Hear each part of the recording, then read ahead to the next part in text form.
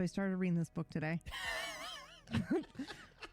Oh, actually, I need to preface this. I need to rewind a little bit and tell you that, exactly, and tell you that I read another book called Impossible Creatures. It's a children's book, and it was fucking devastating. Okay, like it was very good, but also my dumbass was like, it's a children's book, so everybody and everything in it has plot armor, right? No, nobody's gonna die, right? Holy shit.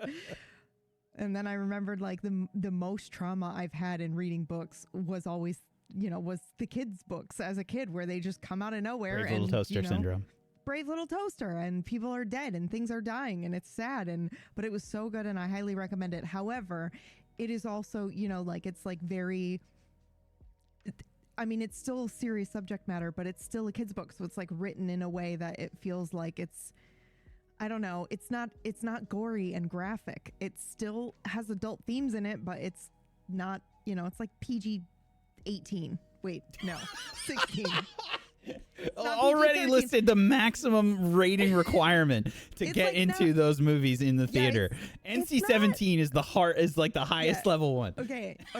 So I feel like it's not PG-13. I feel like it's a little bit more than PG-13, but maybe not. Maybe I'm just my opinion is distorted. Anyway, I read that one. I finished it. I cried, and then today I started a different one, and it is the whiplash, man. It is dark, and it is like the beginning has got like fucking goat guts everywhere, and I'm like, oh, okay, the whiplash. It's so good though, Whack. It's so good. So like I'm just gonna tell you, it's Slewfoot, okay? It's Slewfoot, and it's supposed to be like spooky and haunted and witchy and all that good stuff, right? Well, the fucking first page of the book is like, tread wary foot amongst these sacred stones, for here on October 5th, 1666, the devil Slewfoot did take the lives of 112 good folk of Sutton Village. May God save their immortal souls. And I'm like, okay, whatever. And then I start reading it. I'm like, you're trying too hard, I think. And then I start reading it, and I'm like, whoa, oh, okay, that's kind of creepy and weird, and but it's like Puritan setting, right? Uh-huh. And I'm just like, I feel the rage beginning to boil within me as they're saying like stupid shit, like you can't have your hair out because it's the sign of the devil or whatever, and just dumb ass shit. And I feel the rage boiling, and then I just remember that opening paragraph, and I go, it's okay, Slewfoot's gonna kill everyone. I cannot wait. Like, I know I'm supposed good, to be they have a gym. No, the devil. Yeah, exactly. But yeah, but no, I'm like, oh, these fucking assholes. And, and it's just a reminder of like Puritan time. The Puritans were fucking crazy. Dude. Anyway, we're live on Non-Effort, and I should stop talking about books. No, it's totally fine. We're just bullshitting. We gotta wait for the tips to start rolling in. Welcome to Non-Effort, everybody. I guess you should call it maximum effort today. Since Brad is out for the day, he's enjoying himself someplace in a far away galaxy. Yeah. So yeah, he's like hiking and shit, you guys. Yeah, he's doing all kinds of stuff. Weird stuff. We did unlock some stuff last week that Brad has thrust upon me to get us started for today. But if you've never seen the show before, basically this is our sort of filler shill show that we have in between our maximum effort shill shows, where we create crazy games and we ask you for your money, because we busk. We digitally busk. This is the way that we help keep Tablestory alive, and we do the music and the art and all the things that you see on Tablestory. Whack and I wiggle our shoulders, and then we get $100. Yeah. Could you just do that forever? It's like those NPC TikToks, like the. Oh yeah. You do the animated voice so well. It's so good, dude. I don't have any shame when it comes to that stuff. If I look at like one of their paychecks or something from one of those streams, and they're like, yeah, I made $50,000 this stream. I'm like turning everything off like in my house. Like, I'm like, well, time to do one of those streams. No problem. You'd be like one of those TikToks where it's like this very super hot big titty anime girl avatar, and then the camera breaks and it's just a guy with a VR headset on. Yeah. I get a muscle mommy avatar. Yep. Oh my God. So good. Do it in a heartbeat. I would do it in a heartbeat. I don't care. Well, you don't need to. You just, if there was a legal way for me to license easily for an author, you just read books. You just read books. You just want me to be an audiobook narrator. Yeah. But like for all the books that I want.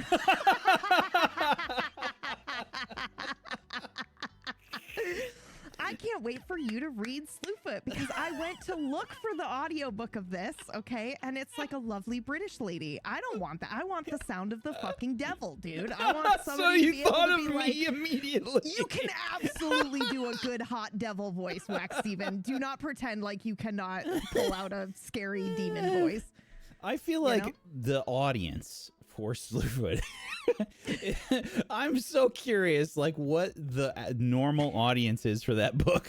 I actually don't know because I didn't really read the back of the book. It's just we picked it for the book club, but the author is an artist and illustrator first, and then they wrote something. So there's like really cool art in the book. Okay. I'm gonna show you some of it. Like look at this. What? So this is why I was like, okay, I'll read this. Whatever the fuck that is. That's my shit. Yeah, that does look like that would be in your game. Yeah. Also, the bar is apparently fucking broken. Oh, is it? Yeah, I broke it somehow. What the hell? It should not be doing that, everybody. Let me fix it. Oh, that's why. Like, that's come why. on. There we go. I forgot a 0. That's why that happened. Yeah, that's exactly some your shit right there. Yeah, exactly. So I was like, cool. Is it a light novel? Is it a light novel? Yeah.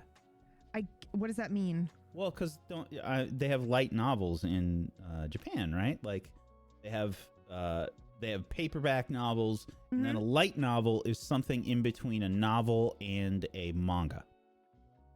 Oh no! It just has like it just has chapter illustrations and stuff. Gotcha.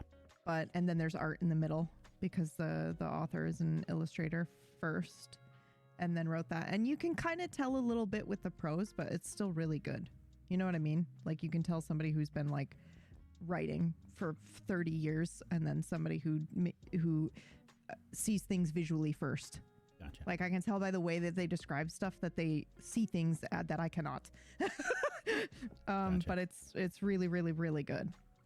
But yeah, guys, it like starts with the voices in the shadow raising the some weird fucking creature, this like goat creature.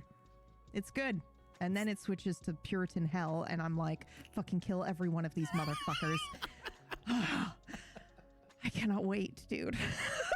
You better fucking raise the town in blood. Oh, the fucking vengeance. I'm sweating. I gotta turn my fan on. I love that there's a website for like, does the dog die? And PB needs to know, do the Puritans die? Yeah, do the Puritans die? And you know what? That is actually such a good point because I have that in a lot of books, and I know I'm not alone. You can pretend, you can lie, but I know I'm not alone. You read a book and there's a fucking shitty character and you're like, man, I hope they just get torn to pieces. This asshole better die or something. Some justice better be served. Yeah, that's what's happening with this book. It's just like all this crazy stuff of like you slept in and didn't get to church on time and now you have to be in the stocks for a week. Yeah, dude. And everyone's just a shitty neighbor. You know what I mean? They're just like, oh, I saw you were doing this and don't do that. I don't know. I'm like, kill them all. It's a fucking HOA. It's the HOA, right? Yes, that's what Puritanism is. Yeah. It's the yes. HOA. Yes, that is exactly what it is. Oh, You no. are not tending to your garden, and therefore you're not loving God. You're using white stones. Karen screaming on your fucking the door cam or whatever. Exactly. That shit's crazy. I've seen some of those on TikTok, and I'm just like, dude. Yeah, me too. How? Absolutely not. Like, can you imagine just being in this cul-de-sac or whatever, and somebody would have the gall to just rush up to your front door and just start screaming into your door cam? How dare you use fucking white rocks around your mailbox in a 5 foot by 5 foot circle? How the fuck? What is wrong? Like, do you think that that's real? Or do you think those are your neighbors that... I would say 50-50. I would say 50-50. I think that some of them are obviously fake.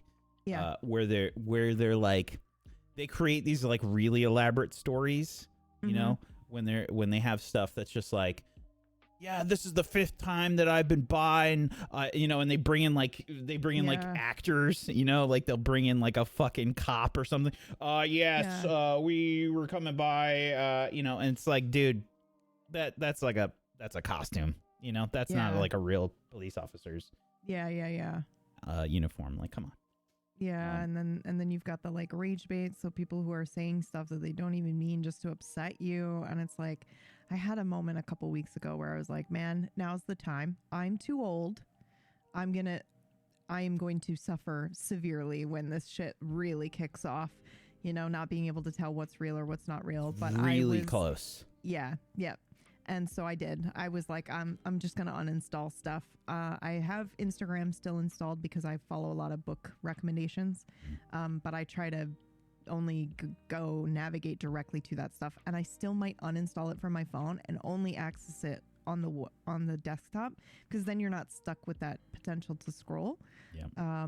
But the moment was like, I think I was just watching something and I felt something. I felt sad for the person, or I felt upset that something was going on. And then one of the comments was like, this isn't real, by the way. This is their whole channel, is to do stuff like this and tell stories that aren't even theirs. And I was like, oh, wow. Okay. That's where we're at. Where I can't even tell if somebody's story that they are telling in their car is their own story. It's a different story that somebody sent to them. Do we even know if anyone ever even... It's fiction. And like, it'd be fine if it was fiction. I feel like if I saw on the profile, like, I tell scary stories, like creepypastas that aren't real, cool. But when it's like, I heard from this person, that, and it's just to stir up emotion in you, it's like, I don't know, it makes you feel like an emotional cum rag or something. Oh, wow. Yeah. I mean, it does. There is a soulless, you know, empty feeling. We're bombarded, I feel like, by, you know, the content creator thing where it's like everybody wants to be a, you know, like a rock star, basically, you know, and it's just like, everybody can't, you know? Yeah. Everybody can't. Like, it's just... And you think you want that rock star content creator life, but you really do not. And we, you know, we can talk about this. Brad will openly talk about this, right? Because he used to edit. And he says, like, up there, it's nightmarish, you know. It's like, you think you want that, but nobody's your friend, and like all this crazy stuff, and blah blah blah blah blah. It's a bunch of fake you have people. To be a sociopath to get up that high. Yeah. Yep. Lizard brain and like fake people, and like I watched a TikTok that showed that Will Smith noodle video. Remember, like when Brad did the, you know, one of those intros that had the Will Smith eating the noodles, the original, I don't remember, original AI. And it was like, you know, and had that horrific, I forget which song it was in the background, but it was just like repeating. And, you know, it just looked so horrible, and it was nightmare fuel. And then they showed like now. And they did the same thing, and it looked almost real. It was just like a step away, you know? And I'm like, oh, God. I remember having this conversation with my uncle last year. He was talking to me because he doesn't know anything really about the internet. He knows a little bit here and there. And he's heard about the AI videos and stuff. And he's like, how good is the AI stuff? I'm like, we're pretty close. I was like, it's not there yet. I said, I think most people would be able to tell when something's fake.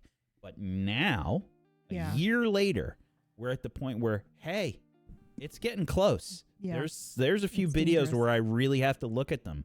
Yeah. That it will fool me a little bit. And if they didn't have that like Sora fucking watermark floating around, I would be like, uh-oh. Yeah. I saw a video. It was just somebody, I think, doing this to kind of like raise awareness of how real it can be. And it was like a bunch of news reels cut together, just saying outlandish things, but it got more and more extreme. And then eventually it was just like, hey, Mom, Dad, I'm a fake AI newscaster. And the first two got me. The first two, I was like, what the fuck? And then it's just because, especially with newscasters, they don't move much. It's just their mouth.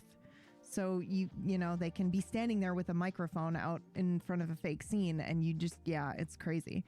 It's crazy. And I think, you know, I'm definitely probably going to fall prey to some weird AI scam in the future. I feel badly for our generation. Not just, I mean, like, think about the elderly people too. Like, that's what I mean. They're already falling for, you know, just phone calls. Yeah. People who call and are like, Grandma, I need money. Yeah. It's crazy. Like, I mean, there's going to be people that like hack into their computers and start playing like AI videos for news and shit. And, you know, like there's going to be all kinds of crazy, horrible things. Yeah.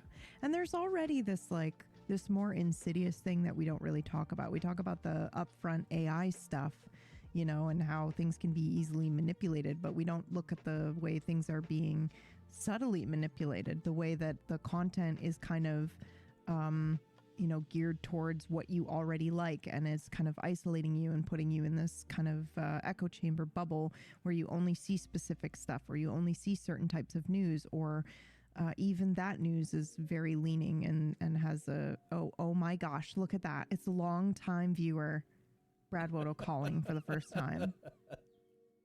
Love your stuff. Best wishes, Braid Wote. Brad, why are you on? Yeah, why are you here? Go hiking. Go enjoy Go for a hike. Go enjoy your day. Make a tea. Make sweet love to Liam. Like, yeah. You know, we know what's really going on, and it's fine. We support you. Yeah. We love you. Just want you to be happy. Both of you. Yeah. Mm-hmm. Just enjoy yourselves. By the fire. Yeah. Did you see the pictures? Did he send you the fucking pictures? No, you didn't send me the Jesus pictures. Jesus Christ. It's so romantic.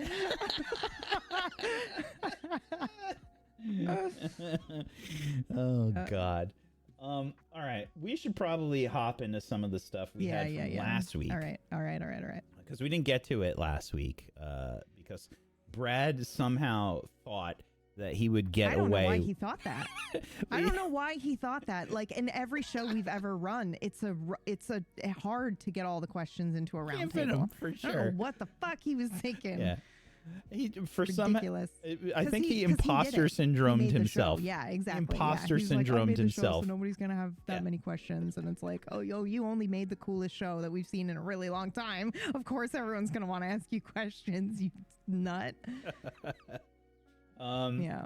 So we had some stuff from last week that we didn't get to. You see what Greg said. I'm sorry. This is the last interruption. CEO calls in from their expensive vacation across the world to make sure everyone is still working.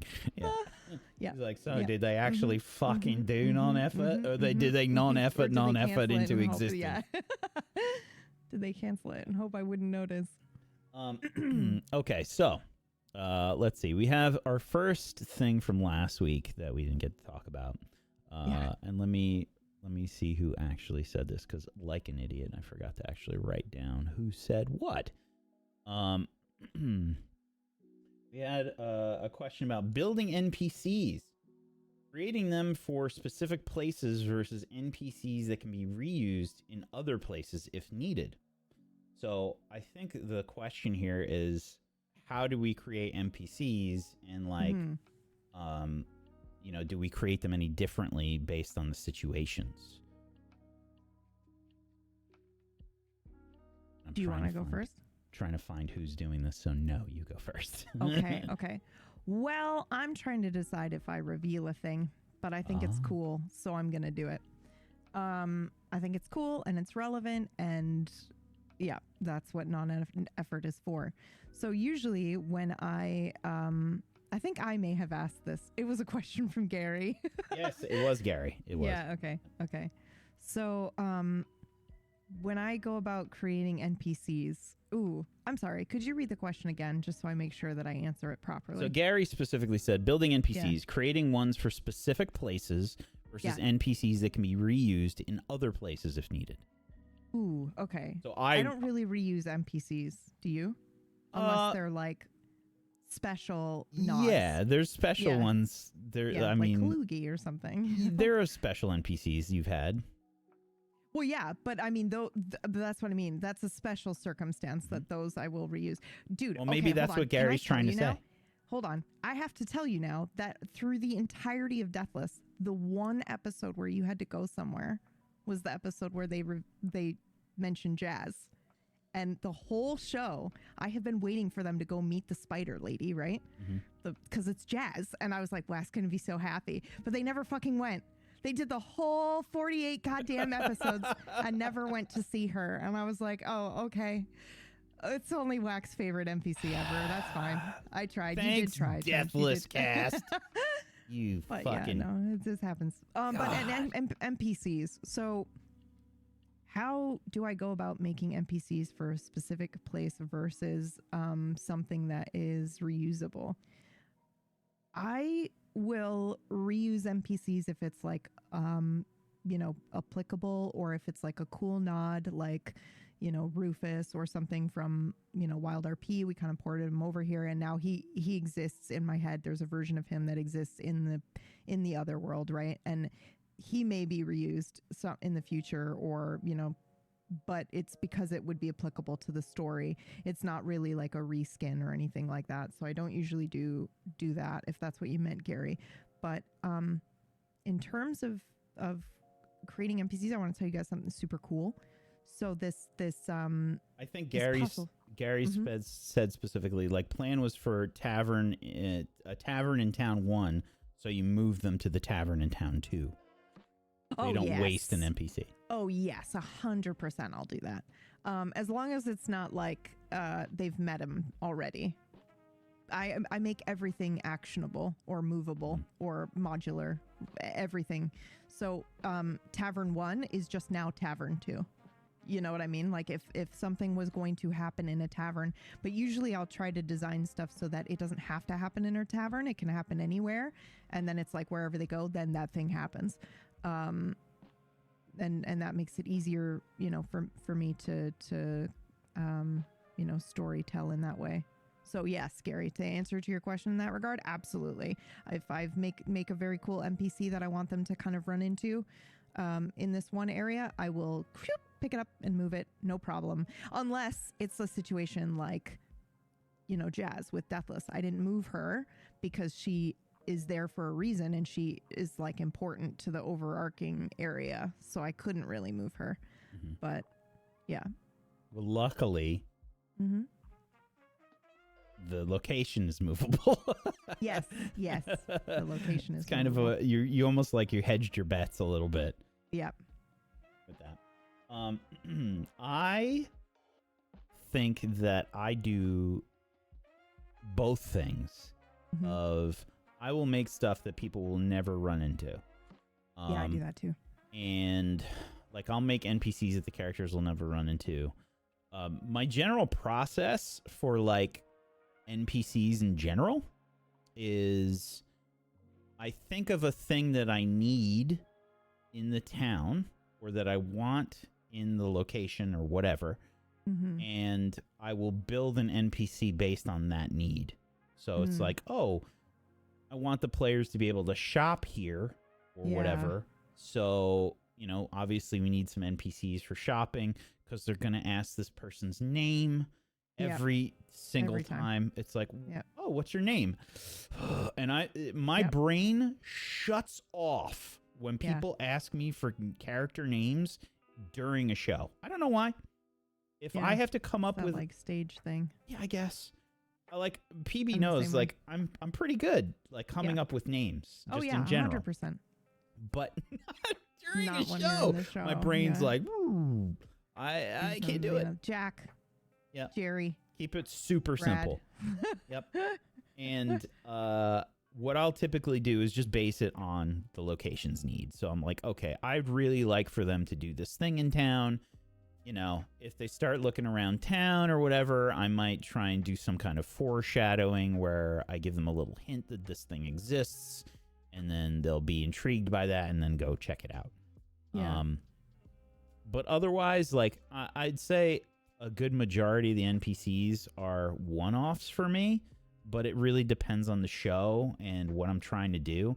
Like, with a show that has, like, a really sandbox kind of flavor, I might just do more of the thing where if they don't run into this NPC, they just don't run into them. Yeah.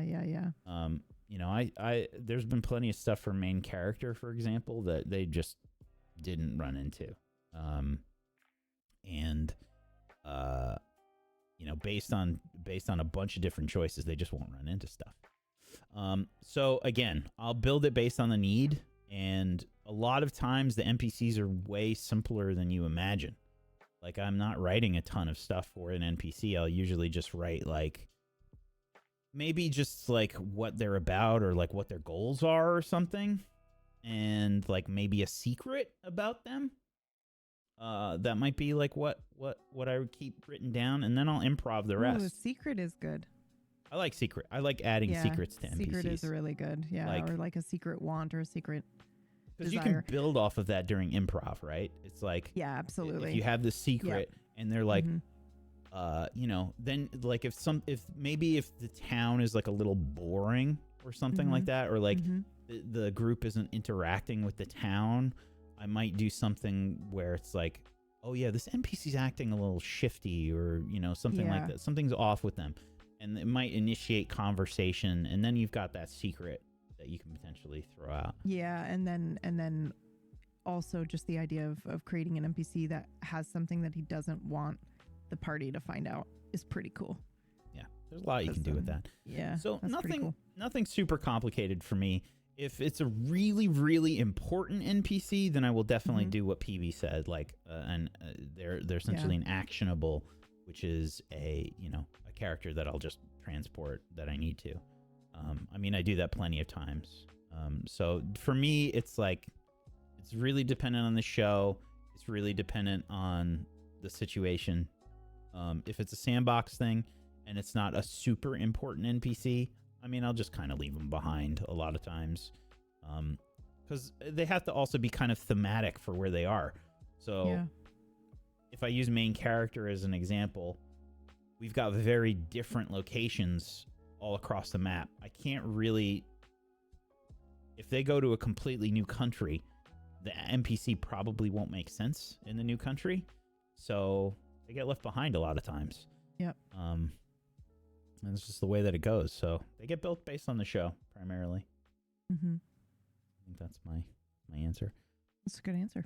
Before we move on to the next one, I just need you to know that Merkles is on her way here to me right now because she was visiting her family for Thanksgiving. Oh. So she's on a train. She's reading Slewfoot and has not been watching the stream. She's been reading, and I just want you all to know this is the message she has sent me. Slewfoot is making me hate all of humanity, literally chomping at the bit for bloodshed and gore. I'm not alone. I'm not alone. That's how they became best friends, for their hatred of Puritans. Kill them all. Yep. That's how it happened. Our next question, which I couldn't find, by the way. I tried to look this up, and I have no idea what this means, so I guess we'll figure it out together. It just says surreal shows. Oh. Surreal shows. I could not find where this was, but this is the only information that I have. So surreal shows. Brad made it up. He's not here anymore either, so we can't ask him. Yep. Hold on. Guy. Yep. Surreal shows. What does it even mean? It's a mystery, everybody. Did anybody ask that question? I think Brad made it up. I think Brad made it up. Yeah. He wanted to talk about it. Well, we can table it for when he's back. I'm going to talk about it right fucking now. Okay. He put the onus on me to figure this out. So now we're going to take this topic that he brought up and we're going to pretend like we understand what he was trying to ask. Okay. I like that. When he says surreal shows, do you have an idea what he was trying to talk about? Yeah, I think he's trying to talk about stuff like Simulacrum or Gone or Unknown, you know, and what goes into making a surreal show. You know, are there certain things that make it different from a regular D&D show? That's what I got from it. Yep. Look at that. We did it. Yeah. High five. Okay. So I'll start this one. Yeah, I started the last one. Yeah. Go for it. So for surreal shows, I haven't run too many of them. I've run kind of. You think Facade? Facade counts as one too, right? Yeah. Facade counts as one. I would even go so far as to say, you know, main character is also falls under that for sure. Yeah. So I mean, you could technically go with like, you know, Isekai falling under that umbrella, I guess. I think most people would think about Simulacrum and Facade probably is the two main ones that I've done that did that. Maybe even Jamie View. Yes, that one would. Yeah, for sure. That was more like the system pushing everything, I think. But setting up a surreal show, I think, is just kind of the same as setting up any show, really. Yeah. I don't know that it was really any different. I can tell you when I had the idea for Simulacrum. Yeah. Because that was originally when I was pitching things to Monty Cook. Yep. For the show. I came up with the idea almost right before the call that we had. And I explained what was going on with it. And like I had wanted to do something different with the narrator, and I wanted to do something kind of different with the world in general. And I think that it kind of follows the same procedure almost, no matter what. It's like we come up with a basic concept or idea, and we just kind of follow through on it. I don't know if it's got like any weird challenges or anything that's really super different. Maybe if there's like a lot of secrets, you know, where you're doing like a big reveal, you know, if there's like a big plot twist or something, I think that might be a little bit different and like what you have to keep secret. Oh, that's tough. I feel like most of my shows are surreal in some way, even like ungodly and stuff like that, the surreal Monty Python-esque type. So I don't know if I'm really able to, you know, articulate it, because I'm with you. It's like I approach everything really the same way. I think about kind of the vibe or the story that I want to, you know, tell. And by the story I want to tell, I mean, that's more just like, what's the theme? Because you don't really have a story that you want to tell. You think about like, your job as the GM is to kind of think about what do I want the players to feel, and what setting do I want them to feel it in? Or what setting would be the coolest? Or do I want to explore these themes? And wouldn't it be weird if I explored those themes in this setting? You know, that kind of stuff. So that's usually what I'll do. But as far as like, you know, what you do, or, you know, kind of how you approach it, I just approach them all the same way. I'm with you. Yeah, I don't really think there's a huge difference for me. Like, do you think Blade Runner does not count as surreal? Blade Runner counts as surreal, doesn't it? No, I guess it's more speculative fiction. I want to see what the actual definition is. It's like reality mixed with bizarre. Like Monty Python, I think. But also, you know, so undefinable. Surrealism is defined as the release of creative potential of the unconscious mind. So I wonder how that applies to shows. Because I feel like it's like everything we do. Yeah. Mm-hmm. Well, I think that that's probably subconscious mind. Then that probably applies with like underlying themes of subconscious and identity, that kind of stuff. When you're touching on topics that aren't, obvious on the surface, maybe internal topics versus external topics. Like fighting a villain, saving the world. Those are external things. And the exploration of internal things like identity and memory and shit like that might be considered more on the surreal side. What does chat think? What do you guys think? I'm looking up a few different definitions right now. Yeah. Another definition for surrealism, an artistic and literary movement that combined realistic, dreamlike, and bizarre imagery by juxtaposing unrelated objects in strange ways to access the subconscious mind. So it's really focusing on the subconscious. Yeah, okay. Dreamlike and illogical. Dreamlike and illogical. Yeah. Disjointed, resemble a dream or a nightmare, often places ordinary people and objects in strange or irrational contexts, challenging perceptions of reality. So definitely feels like Twin Peaks, The Good Place. Right. Where it just has like a weird logic to everything, where it's almost like it just breaks physics. Yeah, I mean, I guess then you could kind of put all the isekai stuff in that category. Yeah. Because that just kind of breaks physics and it just goes down a whole different path. Fantasy is definitely not surreal in most cases. Yeah. Because it's kind of like they just added magic to historical events almost. I feel like the answer still remains the same, though. Like, I don't know how we make anything feel surreal.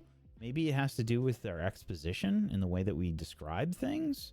Yeah, maybe. Well, Keeper just brought up a good point, and I feel like it's just difficult for me to recognize it, Keeper, because that's just how I approach things, and I've never approached it in any other way. But Keeper says you do stuff that isn't standard, like when cast members aren't allowed to look at the book, which I do. I do things like that. But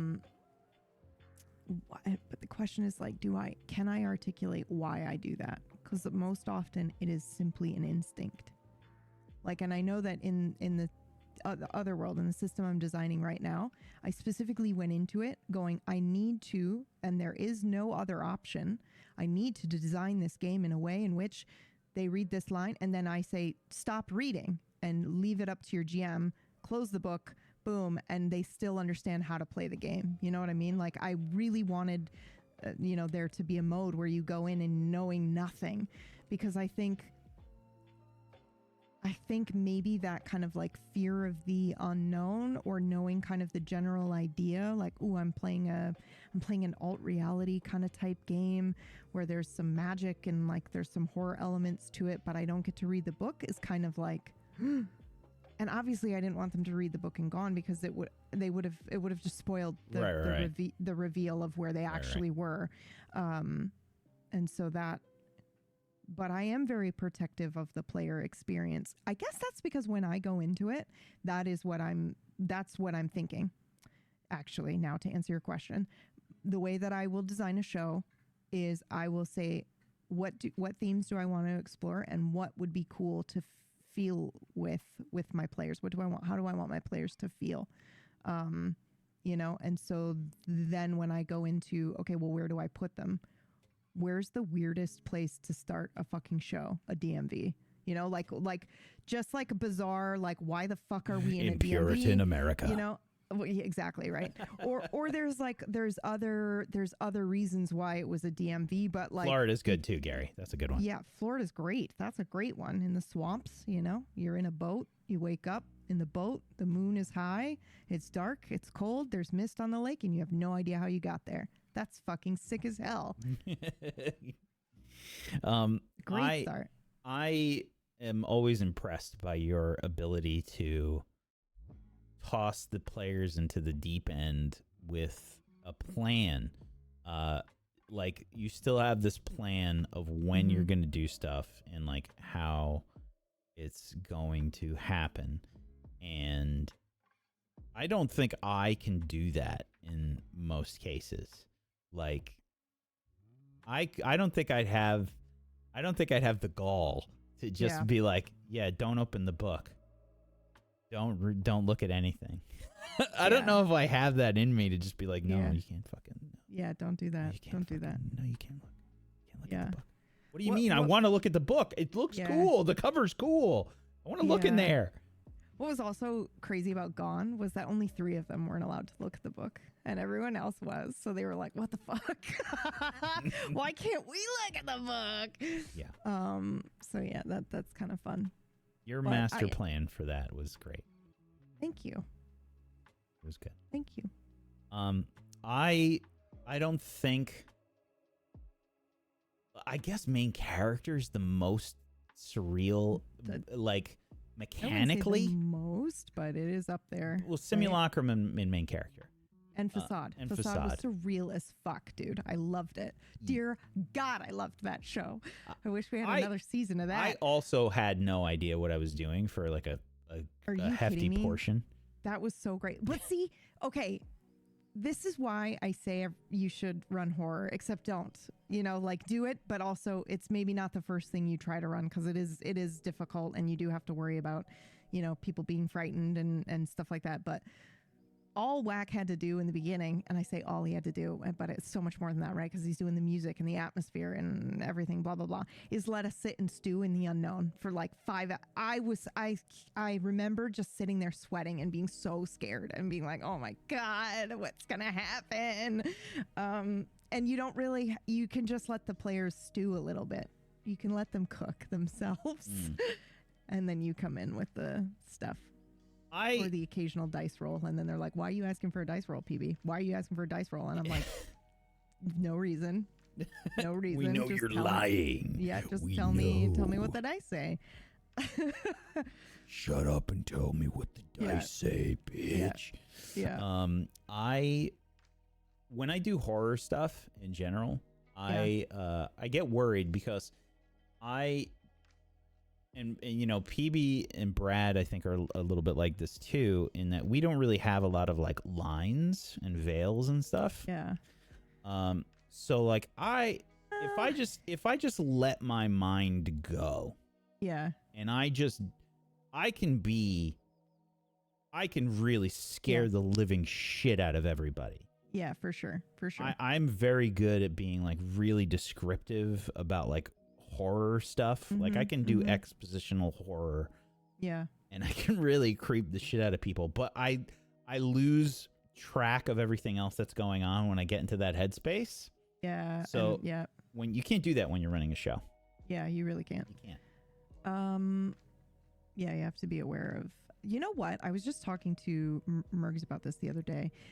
I think one of my, in general, like what I would consider to be a weakness, like when I would watch you or Brad or Jay, GM, you are also, and I'm realizing this is probably because of my aphantasia, but you are all so good at, you know, really painting a visual picture. And I struggle with that sometimes with the way that I will describe things. I will kind of leave things out that most people wouldn't leave out in a description. Like I say, across the street, you see a tall man with a pea coat, you know, because those are the only real things that kind of like stand out to me. I can kind of visualize features, but there's no real person there. But in a horror game, that's really, that weakness becomes a strength, because then the person fills it in with the fucking whatever their brain will fill it in with. And then it's much scarier to them. And they're like, well, you know, what are they doing? They're looking at you. What? You know, like, and then they've imagined what the look is, and then it becomes a lot, you know, scarier. But that is something I'd like to bring it back to NPCs that I'll do now, is I'll actually sit down when I do an NPC and think about like what they're, you know, wearing and looking, and I'll write a description out, because that allows me to then, I won't always be able to like grab it and read it at the time, but it's easier for me to recall what I wrote about the NPC rather than try to visualize somebody and then describe it. because it's good luck. That's not going to happen. Yeah. And I didn't think about that until you mentioned the aphantasia stuff a while ago, when you recognized that, you were in somewhere close to that category at least. Yeah. Yeah. Because when I'm doing those expositions, Mm-hmm. I create the scene in my head, and then I describe the scene Yeah. from my Yeah. head. I can't do that. To I mean, I can, the viewers. but it's going to be missing some details. Right. Yeah. Yep. Yeah. I do a lot of I construct the scene visually in my head, and I'm going to be. That's how I know you're an artist. Bringing it back to the Slewfoot book and how I can tell by the prose that they do art. That's you too. You do that too. Sorry. Anyway, there's people with aphantasia that are also artists, which is wild to think about. Like, how does their process work? And I think a little bit of it, from what I understand, is the process that I do in my head, they are doing on the page right away. Yep. And they're kind of trying to explore those visuals on the page as they're, painting or drawing or whatever. Yep. That's it's difficult for me to imagine sometimes how that whole works, because I rely on it so much. Every day. Even when I'm just recounting a story to somebody, even if I'm just trying to, talk about a memory or anything with anybody, I'm just like, I pull up the memory in my head, and I have the visualization of it, and then I explain what's happening. So like, it's just a step-by-step process that happens for nearly everything. But yeah, that's that whole experience is, people are talking, the surreal thing was talking about like being subconscious is probably the reason that you're able to do that so well, and why a large portion of that stuff is surreal. Yeah, it might be directly related to your aphantasia. Yeah, that's crazy. Trying to pull from your subconscious. Yeah.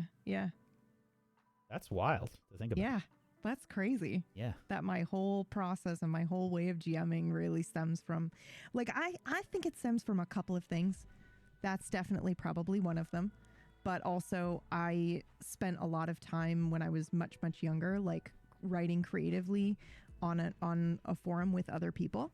Mm-hmm. And so I learned really early on, like, what it feels like to collaborate and the joy of like pulling off a very cool improvised reveal or twist with a writing partner, and it'd be like 1,000 words on your end and then 1,000 words on their end, and then like just back and forth, and sometimes it was like 3 or 4 people all at once kind of like writing together, and so I feel like I learned very early on like how to respect somebody else's character and creativity that they're putting forward, and then push it forward rather than just take it and pull it. Mm-hmm. So I don't know if that was articulate at all, but it felt like it might have been a little bit. What is she talking about? Pushing and pulling? What does she mean? I think we know. Okay. There's the Slewfoot voice. Yeah. I think we know. I, again, am stuck with another one that I don't understand. Okay. The next question, before we get to our actual questions for today. How's that build coming along? Oh. What the hell is Brad talking about? How's that build coming along? He also doesn't have Wi-Fi, so I can't ask him. Yep. He also, he said for the surreal, he said no idea. He just wrote it down. So we're on our own. How's that build coming along? Do we want to talk about what we're building? Can you really talk about it? Yeah, I mean, I can. I've been talking about it on my stream and stuff. Do you want me to talk about, are you going to talk about the thing that you're working on? Have you talked too much about it? I haven't really talked too much about it, but I'm willing to talk about it here because that's the whole point of this, right? It's Tablestory. Do you want me to go first? Throwing money at us. Yeah, absolutely. Okay. So, I mean, we've talked about this a bit, but Brad, PB, and myself are working on the Solmira setting. Mm-hmm. And primarily I'm working on the Oscara stuff, which is one of the continents on Solmira. which is where my next show is going to be taking place. And I've talked about this on my channel. It's not like a huge announcement or anything, but I'm going to be doing, D&D again, which I haven't done for a while now. It's been since like 2019.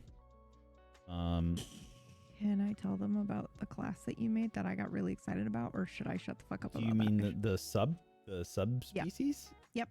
Okay, sure. Yeah. Oh my God. Okay, well, can you tell them what you said that set me off? Because you were like, guys, how do we feel about this particular? Yeah. And I just lost my shit. So the thing with elves, right, is that I feel like everybody thinks about Tolkien elves. Yeah. And it's like, I want to add a little bit of variety to that. When I think about an elf, I want to have the polar opposite as well. And I thought about adding redneck elves. And I lost it. He went, how do you guys feel about redneck elves? And I just was like a southern, and he's like, yeah, because I'm just imagining like a southern elf. And I went, oh, like a bog witch elf. I'm in love with this. I love it so much. Redneck elves is everything. Yeah. And so I was like, I already have a character in mind, like an NPC or whatever. Like I have this picture in my head of this adorable little like bog elf now. Bog elves. Yeah, bog elves. Yeah, bog elves. So good.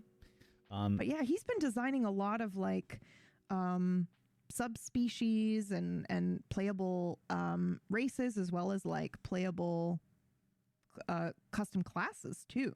Like we're all trying to do that. Like Brad's got a couple. Like I already made the Gusto, which are like weird goblin like kind of creatures, and then some other creatures I'm in charge of, which everyone knows. They put me in charge of the dragons. So we've been working on the shared setting stuff for a while now, but we're kind of like each in charge of certain areas, and we're just trying to get all the data we each together. Got a continent, and that works really well for us. So yeah, I've been working on this continent called Oscara. I've been working on maps and stuff on my channel. So if you check that out, you've probably seen bits and pieces of continent map and city map. And I've taken a kind of different approach to the whole thing than I normally do, which is I'm not gonna create any lore until I started to create the places. So I started building the continent and what that looked like with the geography and everything before I started to build the lore. Wait, do you normally build the lore first? I will usually have a few ideas, at least. A few ideas like, I really want to make this kind of a thing or what have you. But I'm really letting the geography drive the whole thing. Yep. That was my focus was I'm going to make this continent look right. I want to let everything make sense, and then build everything off of that, because that's how it works in real life. That's why all the nations exist the way that they do. It's that's whatever why our resources or whatever. Yeah, it's whatever they could provide in trade. Yep. Yeah. So like that, the whole like resource thing, I'm like, hey, are there mountains near this place? Like, okay, if there are mountains here, there's probably minerals. What is the like climate? Yeah. Like where does the wind go? It probably stops at the mountaintop and comes down here. And so this is now called Wind Trap Falls, like awesome. Exactly. Yeah. Exactly. Like when I started to build these places and like, okay, I think I'm going to put a rainforest here because it's like hot and there's a lot of humidity because of the air pressure and stuff kind of mixing here, so that's been going on. But yeah, I've been making basically new playable species, subspecies, a lot of them, by the way. Right now, it's really cool. Right now, we've got 2 entirely new species, and I guess one of those has 4 subspecies. I've added bog elves, and I'm opening the doc right now so I can see. I have, if you would like to know, there will be beast folk as one of the playable species, which is an umbrella for everybody that's like, I want to play a bat humanoid. Beast folks got you covered. So there's no like official subspecies for the beast folk. It's just a catch-all for a lot of different things, and you get to choose stuff. Bog elves, and then one that I'm going to keep a secret. One we're going to keep a secret. Yeah. Yes. But that's got 4 subspecies in it. Two new classes. We got 2 new classes with 3 subclasses or archetypes or whatever they are for each. I've got 2 new backgrounds. Yep. As well. And we've got, I've got a lot of information for all these new continents and everything too. Yeah. Beastfolk almost made a stunning appearance in SideQuest this week, but didn't know if it would blow wax cover. It's fine. I've already talked about it. So if you still want to introduce it, you're good. But yeah, a lot of stuff is going on in that. We got some maps. And the idea is to have a whole setting for Oscara, that will be that I'm working on, and we're doing the whole shared setting thing, but we have to be realistic. We're not going to be able to release everything all at once and hit you with everything. It's hard enough just getting all the data together and everything with our small team of people. So yeah, we're working on that. Do you want to talk about your thing as well? Like in Solmira, or the other thing I'm working on? What would you like to talk about? Either of them is fantastic. So I went a little hard in the Solmira, and I've written like 2, I'm saying basic fundamental principles of 2 different languages, which is like ridiculous, I know, but like the Gusteau kind of have a very cool naming convention where they're like named after the first thing that they pick up, like, and for me, and I don't know how much of this that you guys want me to talk about, but I found it really fun, like creating this way where I think about like, ooh, okay, I am in charge of like whatever our version of goblins is. And that's kind of how we've been going about it. It's like we want to make our own setting that is still, you can still use 5e to play in it, but it's got our flavors and our personalities in it. And so I was like, oh, I'm in charge of the goblins. And I was thinking like, okay, well, I kind of like the idea that, because we think about like loot goblins and goblins in general, and what are goblins like? Well, they're kind of like, treasure hoardy. And what does that make me think of? Well, it makes me think of, dragons. And then also like, what if they're like dragons and fae combined together? Because they have a lot of the fae look and features. And so then I came with this like weird, what is the Jim Henson Sketsky, I think. Is that what they're called? The like bird-like people? Yeah, those. I was like, oh, what about this like small little grayish bird-like? Yeah, exactly. Like almost this like really high-pitched voice too of this like thin kind of fae-like creature that has maybe been loot goblining or dragoning around, So there's the Gusteau, but they have like a cool naming convention, and I made like 3 religions for the Gusteau, like just stupid shit that we don't need, but I know you guys will like it, because I know there's players out there who just want to sit down and be like, oh, this is a cool setting, and where are my NPCs and whatever and blah blah blah. But then there are also players like me who will be like, what? They believe this? Or, Meyer would dive into it and be like, oh, and reference the actual, religion and stuff like that. So I made like 3 warring factions, and this Gusteau have a lot of shit going on. So I was like, okay, I got it, but yeah, they're named after the first thing that they pick up. So you'll have like golden spork, or, 2-sided dice, or yeah, or then a chicken, or then you run into somebody like Excalibur and you're like, what? What? So that's kind of fun. So I've been working on that. I'm in charge of a continent. I don't think I've said its name yet, so I'm not going to. But that's the one where I'm playing a little bit with language, like the THs sound like Fs.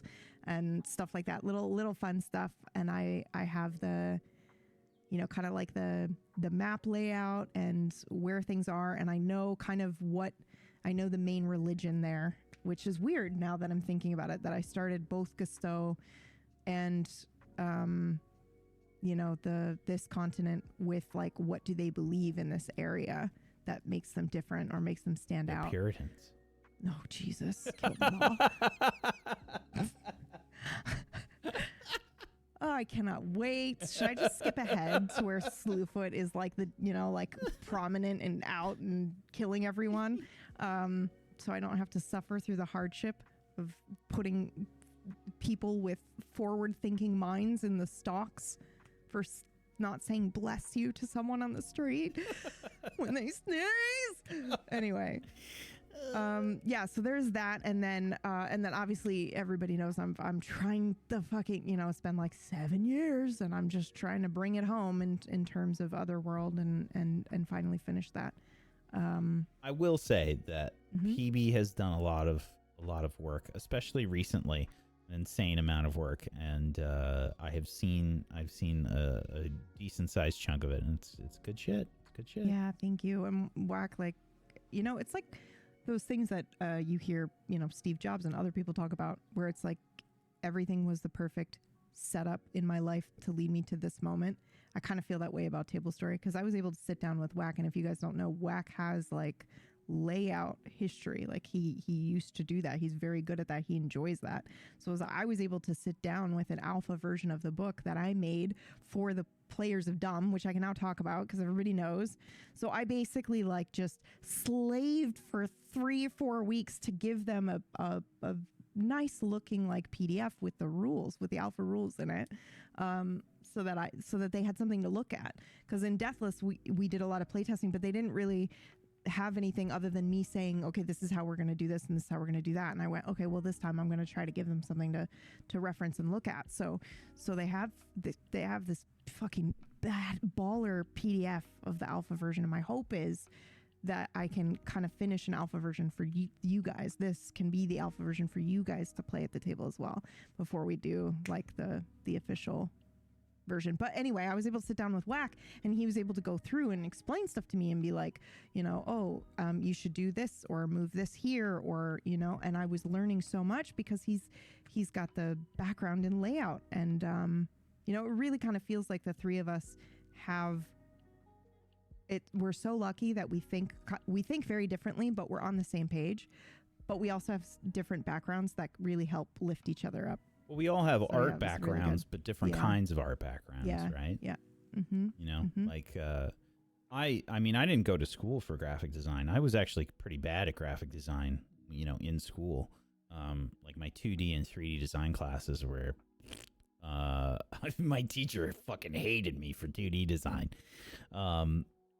And I remember I did like one really good project, and he straight up like belittled me because it was so good. He was just like, I'm surprised you did this. He said something like that to me. I was like, wow. I was like, thanks. I was like, what? I'm supposed to take that. Like, what? Because everyone's so fucking mean to you. You're like the nicest person. Why does everyone bully you? If you saw some of those moments in my life, shit is hilarious. If I was there, I'd be in jail. You don't understand how much I've changed. You don't understand how much I've changed. You know, Brad talked about like the 1.0 version of yourself. Yeah. Dude, mine did not come online for a very long time. I was like, it was near the end of college, I think, for me, before I hit 1.0. Yeah. Because the early versions of me were just, I wasn't a person. I was just like still. You were surviving. Yeah. Yeah. That's all it was. Yeah. That's from bullying experience to bullying experience. My alpha version didn't sprout until it was able to sprout, which is after, I would say, after 17, 18 when I left. So. Yep. Very, very different guy. Yeah, but like. I'd still be in jail. It doesn't matter. Thank you. Yeah, he was like one of those I wouldn't be surprised if he was one of those teachers that you found out something really shitty about later. You know? Oh wow. Yeah. Like he wore those Doc Martens with the flames on them. Do you know the ones that I'm talking about? No. Yeah, they had flames like on the toe. Yeah. People know what I'm talking about. I know I know people have seen them. Doc Martens with the flames. Oh my God. Your teacher wore these? Yep. Okay. Yep. He had those. Okay. He was that kind of a guy. Okay. Yeah. He thought he was hot shit.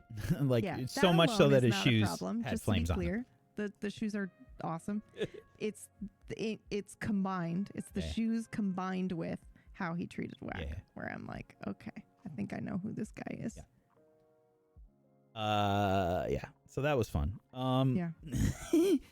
So in terms of what we've got percolating here with Solmira and with Otherworld. Yeah. We got a lot of stuff brewing. Yep. We're working really hard on a bunch of different things here. There's a lot more work to do. There's a lot more stuff going on. Did I tell you I started writing a book as well? I told you that, right? Did I tell you that? I don't think I told like many people. I maybe said it like, I told my chat. I was like, guys, I'm doing this fucking crazy thing. I know. I am not at the moment working on it now, but I wrote quite a bit of it. And then I got to a point where I was like, this doesn't quite make sense and it has to make sense. So I'll come back to it when I have the time to devote to changing it or fixing it. But hold on. This is super cool. Okay, JL, she means another book. No, I mean like I started writing a fantasy book. It has, hold the line.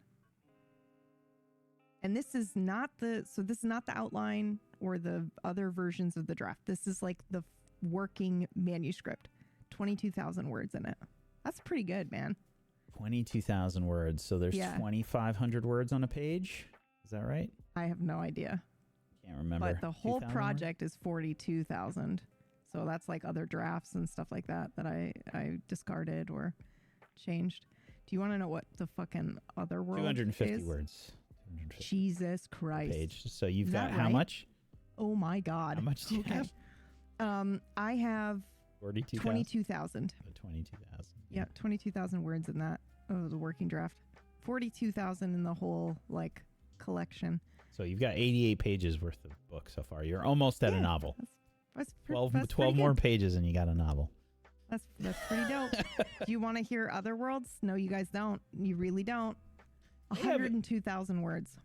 Yeah, I don't doubt it. She just one day she just drops like she's like, "Oh yeah, I've got 90 pages of this." I'm like, "What the fuck?" Yeah.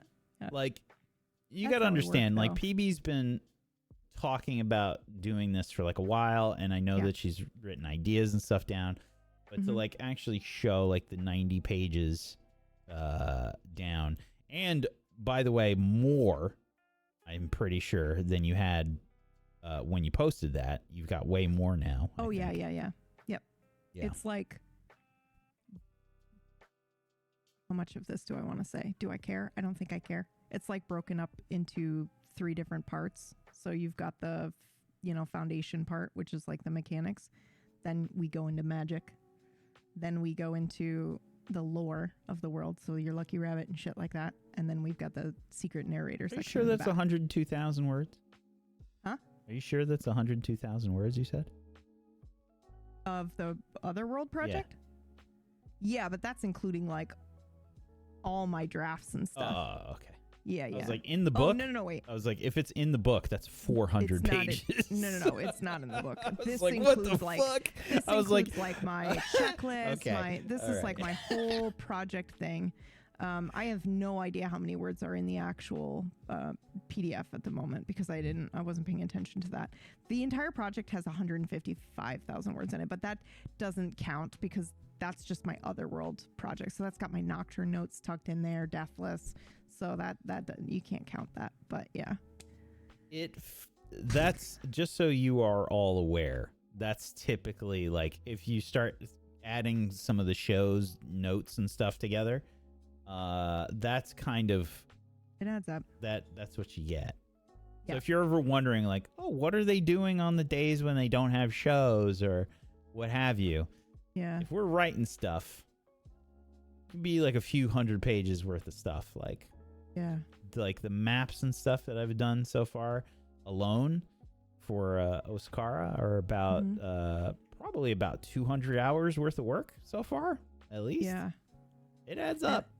It adds up, and I didn't really realize that I did this, and I wonder if this is like my, my aphantasia approach. But for Gone in particular, and then a couple episodes of Nocturne, I wrote stuff that I would then narrate at the beginning, or like read little bits at the beginning. And so, all of that is stuff that you have to like sit down and like actually write and think about and do. And, you need time for that in the off time. You can't do that the day you're running the show.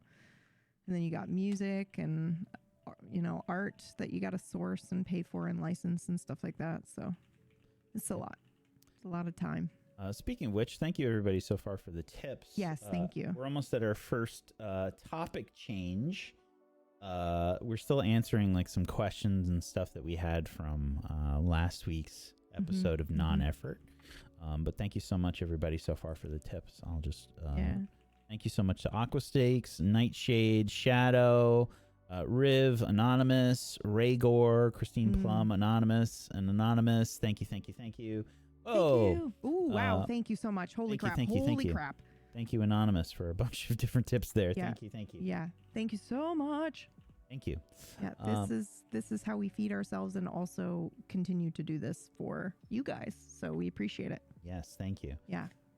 It's how we do the music, the art, all the other overhead and stuff that Tablestory has to get stuff done. Thank you. This is our main way at the moment of keeping things going, so we appreciate you. Okay, first topic of the day. Yeah. And I think this was from me. I just threw shit down in any fucking order on this bar. Let's go. Okay. So here's a question for you. Honest answer. Like, okay. I'm sure all of them are. What do you have the most fun doing? Being a GM or a player? Yeah. GM or a player? If you didn't, let's say we didn't have to worry about like running shows or whatever. If you just had to look at the two options. I can't take that out of it though, because my joy for when I'm a GM is the audience enjoyment and the player reaction to the cool shit that's happening at the table. Otherwise, I wouldn't do it because it's a lot of work. And that's the truth of it. So like, it's a lot of fun though. And I feel the reward and I enjoy the feeling of creating for you guys and for them. But if there was like, if there wasn't the Zeke yelling, "Fuck you, PB," like I wouldn't feel excited to continue putting in so much because it's so much fucking work. Or if you guys weren't like, holy shit, like, if we all weren't blown away by the improv, like the fucking episode with Acorn and Greg, you guys know what I'm talking about. We were all blown away by that. If that stuff didn't happen, then I wouldn't. I would prefer to be a player. But also I really love being a player when you can just be the one that's, doing that stuff and you don't have to. Because the thing is as a GM, you've always got one foot in and one foot out. Right. You can be really immersed in what's happening, but you always have to keep the production and the audience and the stuff and the GM portion in your mind and going. So you don't really get to just lose yourself in the scene in the way that you do as a player, like we did on Spellwind, or, like when you're just in the meat of it and you get to have a scene with someone where you walk away from that and go, wow, I was so in that moment. That is like a feeling like no other. So to me, they're quite equal. Have you run any games in person? One. You've run one game in person? One game in person. And how many have you played in person? A couple, like 2 or 3. 2 or 3. Mm-hmm. Were those like one-offs, or did you play like multiple a campaign? Characters? Yeah, multiple episodes of the same character. I'd say like one of those was what was the experience that you get as a player, and that was really cool. But the one that I GM'd was like, I got in my own head about it because my players called me at so the session wrapped at like midnight or some shit like that. And then they call me at 3 a.m. and I have PTSD. So my immediate thought is they're in a car accident and dead and they're screaming. And I'm like, oh my God. And I kind of like sort of wake up and they're like, and this happened and they're in their car theory crafting together in someone's driveway at 3 a.m. And I'm like, sounds like you nailed it. I nailed it. And then I've peaked. I can never GM again. And I never did until Stygian, because I felt so much gratitude for you guys for putting me in table, for giving me back. Because there's like all this other shit too. Like I wanted to go to school for acting and I got into Juilliard and I didn't go. And so that I couldn't even be in a theater for many years. I couldn't watch anything. I had people ask if I wanted to do roles for voice or other stuff, and I couldn't go anywhere near it. And when you guys asked me, I didn't know the Juilliard thing, by the way. That's new. Yeah, I know. Not a lot of people do, but yeah. So I couldn't. It was like a painful piece for me for a really long time. I was like, I'll never be able to act or do anything like that ever again. I just won't, because it's too painful. And I didn't until Tablestory Identity Crisis. That was my first time, and the way that I talked myself into it was like, well, it's just role play, and it's. It's not the same. And I tricked myself into, doing it. And the gratitude that I felt for you, Jay and Brad, I'm not the only one, because I know that the audience feels this way too, right? Because that's what I was. I was a player. I came in, I watched Tablestory, and then I came in, and I was like, I just felt such overwhelming gratitude for the way that you guys approach storytelling and the freedom that you give the players, that I was like, I want to GM something for you guys, because you guys are always, and I'm not going to say stuck GMing, but you guys are always the ones GMing. So I want to run a game where you guys can play together. And then of course I picked a horror game. And that's maybe not the choice. I want to de-stress everybody. Let's play a horror game. Let's play, and you're playing yourselves. Yeah, which immediately triggers Brad and Jay out. Yeah, like, wait, what? Yeah.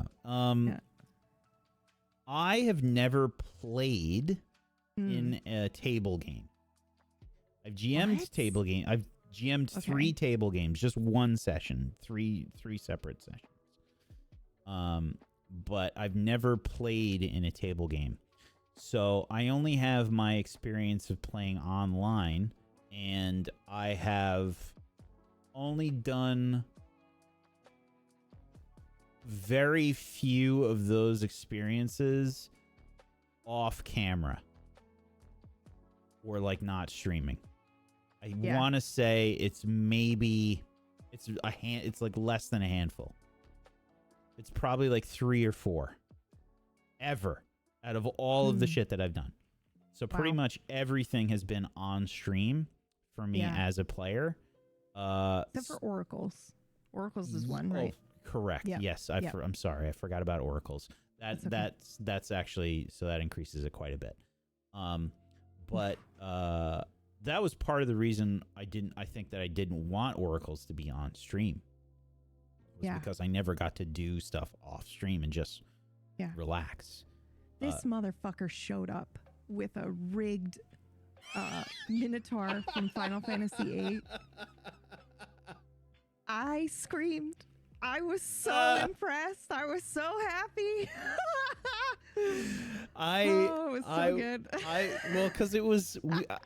I used the logic of like, I'm going to learn how to make a lens for SnapCam. Yeah. I wanted to just know how to do that. Yeah. And then of course, like how much later, like how was it like a few months after that where they're just like, yeah, we're shutting down PCs, Snap. What the fuck, man? I was so pissed, dude. Because I just learned how to use Lens Studio. So, like, I know how to use that fucking program. Yeah. Because I went through the trouble of, like, learning how to do it. But I painted...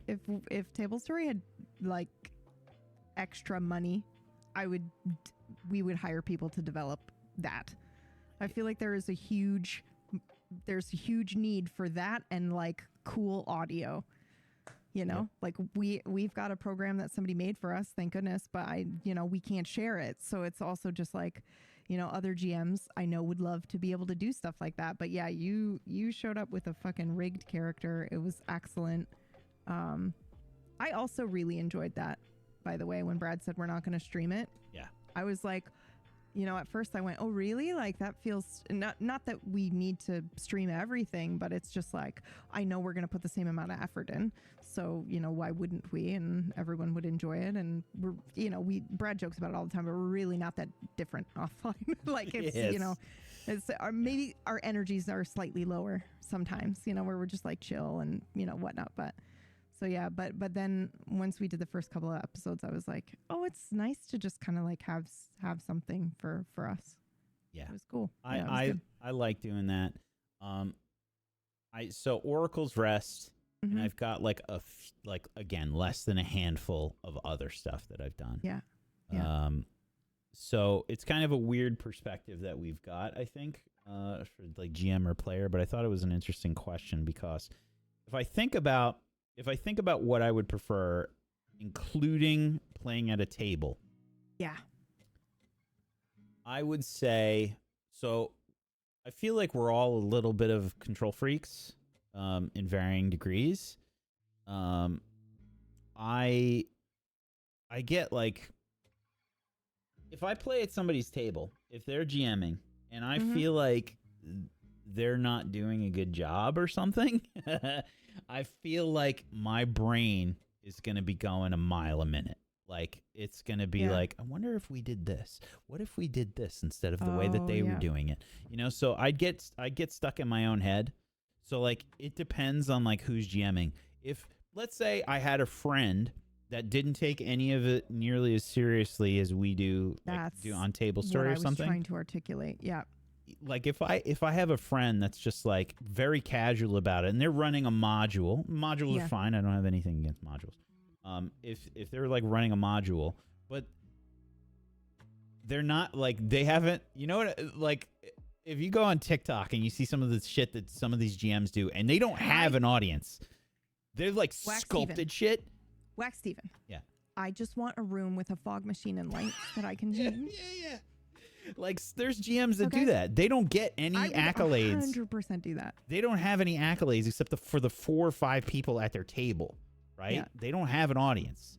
They just, one of the people at the table was like, I'm going to post this shit on TikTok. This is cool as shit. You know, aside from that, they don't have anything. Like, those are the people I want GMing for me because I've seen it. And I'm going to be spoiled. Yeah. So if I just have like one of my friends from high school or something that does not understand any of the shit that we do or like understand the production levels or anything, and they like pull out their phone and they're like, yeah, I gotta, let's load up the Skyrim music, like they put the Skyrim music on, and that for them is just like a loop. Yeah, it's just a loop of Skyrim music, and it's just that's so like, all of a sudden you're in a cafe, and then it's the battle music playing on the loop. Oh, let me just skip that real quick. Exactly, it's just like that's their top tier. They can't imagine anything past that. I'm going to be in my own head the whole time. That's fine because a lot of people like to play that way, but we've been spoiled by this experience, so it's kind of hard to just sit and play normal or D&D where you don't have a character voice. Right. I think that if I had to look at it objectively, I think it's GM for me, just because I can't shut my brain off if I'm in that situation. I don't want to, like, if somebody's kind enough to run the game, which is already like, again, not including the production stuff that we do, just running the game, that's already effort, dude. There's a reason why if you go into like a group of people and they want to play D&D, there's a lot of struggle for finding who's going to be the GM. Yeah, the GM's always the needed role. Like in Final Fantasy 14, it's always the healer or the tank. That's it for tabletop. It's always GM is the needed role. So it's always like difficult finding a GM that's going to run the thing that you want or do the thing that you want or whatever. And it's I think I would always have that stuff in my brain.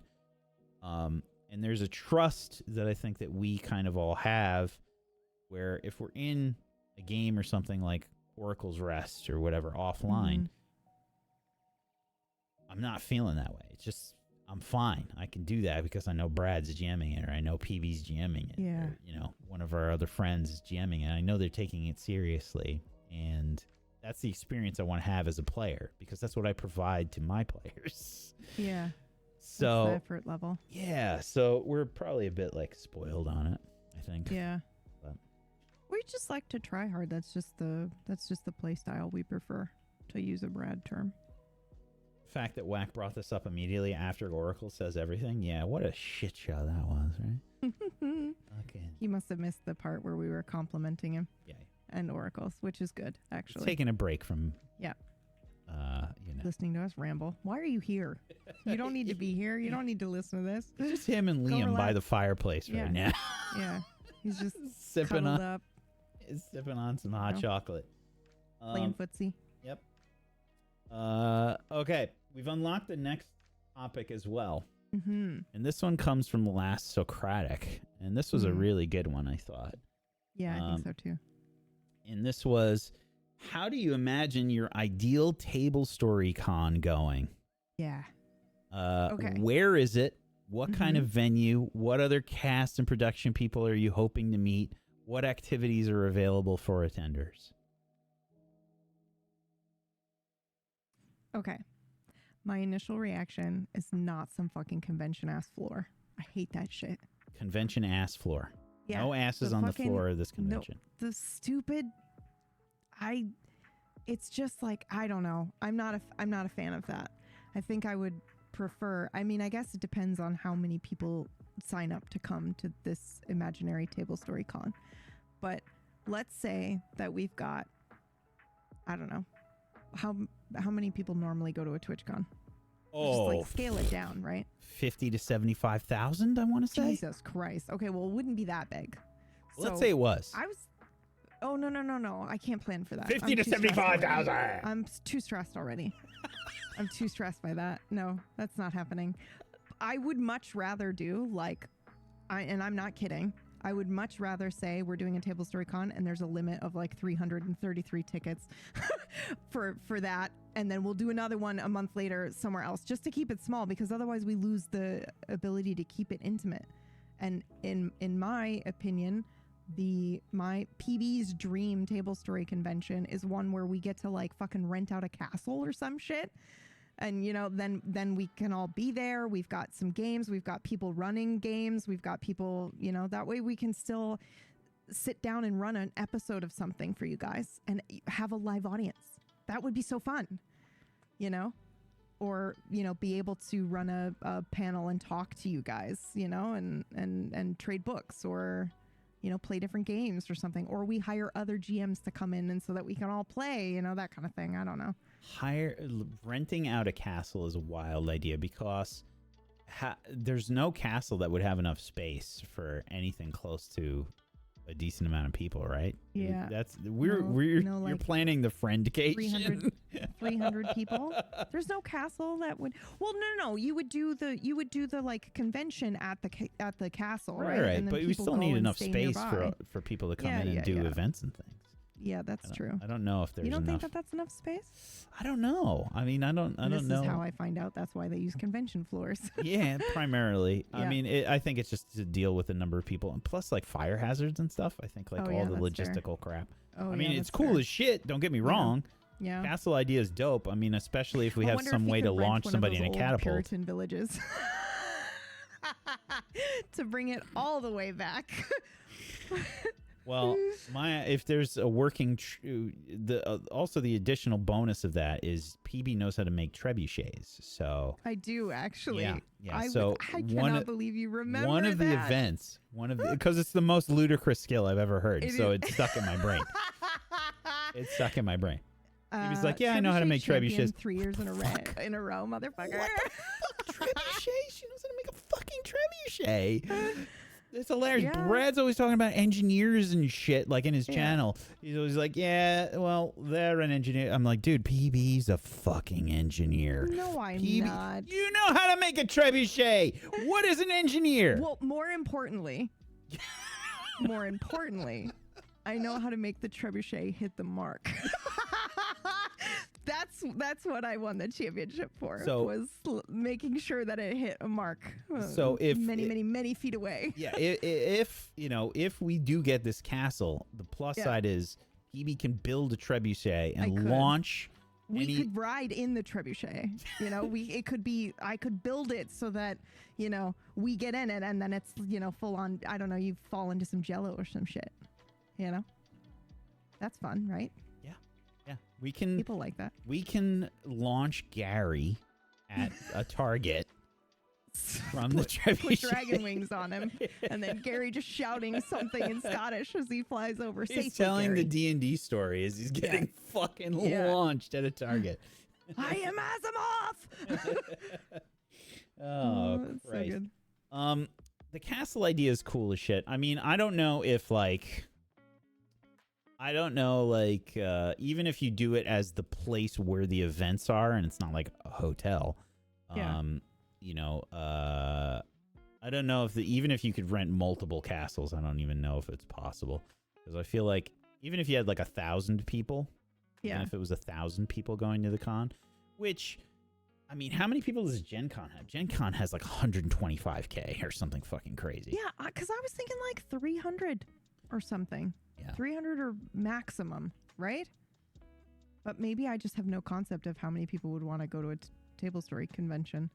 But to me, I would like to maintain the intimacy. I would like to be able to go to a convention and actually fucking meet Wakumi. I don't know if it's a convention anymore. If you're trying to maintain that intimacy, meetup, then whatever. Convention meetup. But yeah, I guess. Oh, you know what would be really cool actually?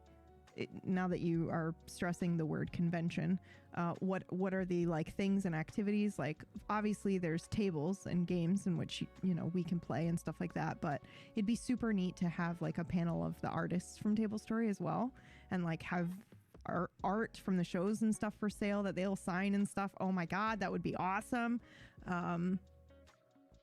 Custom dice probably that you could only get at that convention. That would be super fun. You make dice, that would also be cool. Limited edition obviously, because we don't want you breaking your life.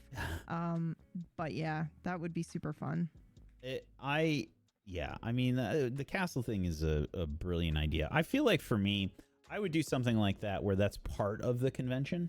Yeah, where it's like, hey, and I hate breaking things up like this, but it's just thinking logistically, because I don't think there really would be a castle that could house a huge number of people. No, I think the max is like 60. There's this one in Portugal. The guy keeps emailing us being like, come do a show in here. And I'm like, not know that existed. That's because you don't check our email. I do, but we get so much spam. We get a lot of spam. And to be fair, this looked like spam until I looked at it and I was like, is this fucking real? And then I was like, I went, I'm just going to email this guy back and be like, we are all 3 in different locations, like US, Canada, and UK. And so I don't think, and this is wonderful, thank you for thinking of us, blah, blah, blah, fully expecting it to be spam. And then the guy writes back and is like, that's okay. Like, when you guys are ready, like, come on down, it'll be super fun. And I was like, oh my god. But yeah, but that was maximum, I think, like 30, 40 people. Yeah. Like, my thinking would be like, because I've been to a lot of conventions. I've been to all different kinds of conventions. I've been to like animation conventions. I've been to gaming conventions. I've been to, Star Trek. Don't lie. No. Okay. I've been to, like tabletop or just Twitch Well, have I gone to an actual just plain old tabletop convention? I don't think I have. I don't think we have. No, I we haven't. keep being asked to go to Gen Con. But we're antisocial, you guys. Yes. I'm sorry. We are antisocial. And truthfully, if it's like, come here and usually it's like for stuff to be sold, you know, like, here, come talk to us, and it's like business crap. Yeah. And if the option is go and you know, do business or sit here and run a show for you guys, we're gonna pick that every time. We're gonna be like, no, we got a show. Sorry. Yep. Yeah, and a lot of that is just, you know, money related as well. You know, if you have more money in general, you get a lot of freedom to just kind of explore a lot of different things, right? Yeah. So I think in terms of like realistic conventions that I would like to do,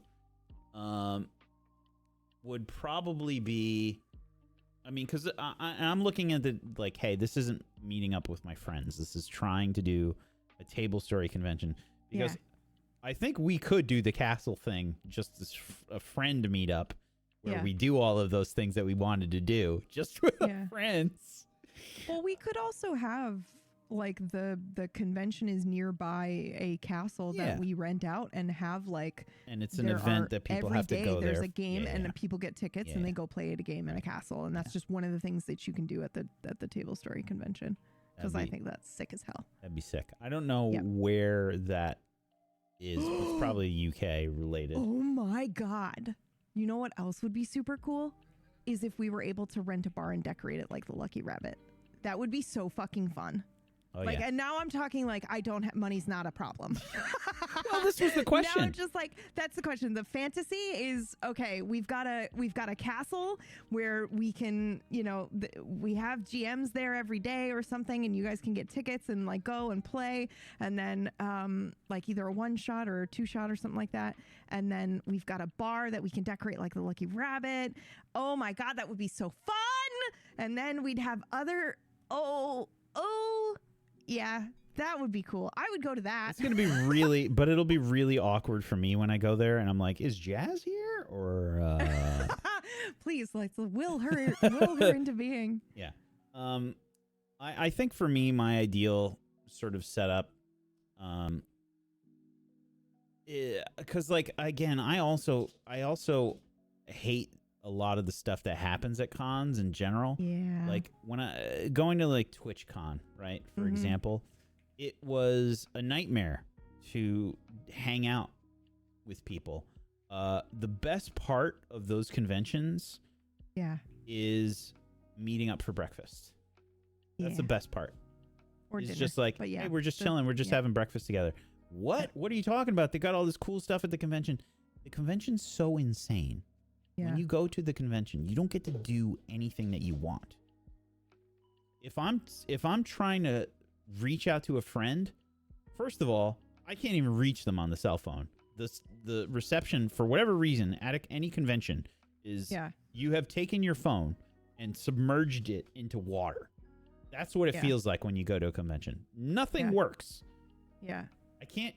I'm trying to, like, I'm just sending texts to people. Like, hey, we want to meet up. They won't check it right away. They can't hear it or feel it because everything's crazy and there's bass and shit at the convention. You can't hear anything. So it's like everything's nuts.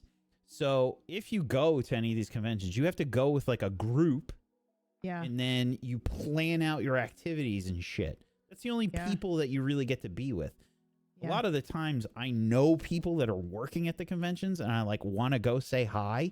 Just trying to go say hi to them is a nightmare. And they only have like 2 minutes. Yeah, they got 2 minutes. You're like, hey, and they're like, yeah, I'm working the booth and now I gotta go back to work. Yeah. Or you're working the booth one day and then the next day. Yeah. So absolute nightmare situation a lot of the times. Just trying to meet up. And in my ideal sort of setting, I haven't been to Gen Con. I haven't gone to any of the TTRPG conventions, but I can tell you what. I do want to do that. We should do that at some point. Sorry, continue. We should, and we should go like together so that we have, you know, we can be, you know, in the same space and actually do stuff. So I can hug you? Sure. So I going to cry? What's happening? I don't know. Uh-oh. Oh, wow. There's just so much shit going on at these conventions. If I have to pick an ideal sort of setting, I would say the things that I like about conventions, or like the things that I've seen about Gen Con that I like, is I like the big room where everybody's playing D&D. I think that's cool. I like that. Do I like the stage improv D&D? I do. I do. Yeah, I like both. I do too. I like both. I like watching regular people sitting at tables, and maybe even like the professional GMs getting an opportunity to run games for anybody that, you know, signs up or whatever. Yeah, I like that. Yeah. I would love to be able to have us just run games for people. Yeah, I would absolutely love to do that. So there would definitely be you know, a day or two of that where I would sit down and I would, you know, run a one shot or something for a table of people. But it would also be super cool to have like Cord running Spellwind. Right. And like Troop running something. And yeah, that would be super cool. Yeah. I would love that. I would love to, you know, it's kind of like, okay, it's your day of rotation to go run games for people or whatever. I think that would be really fun.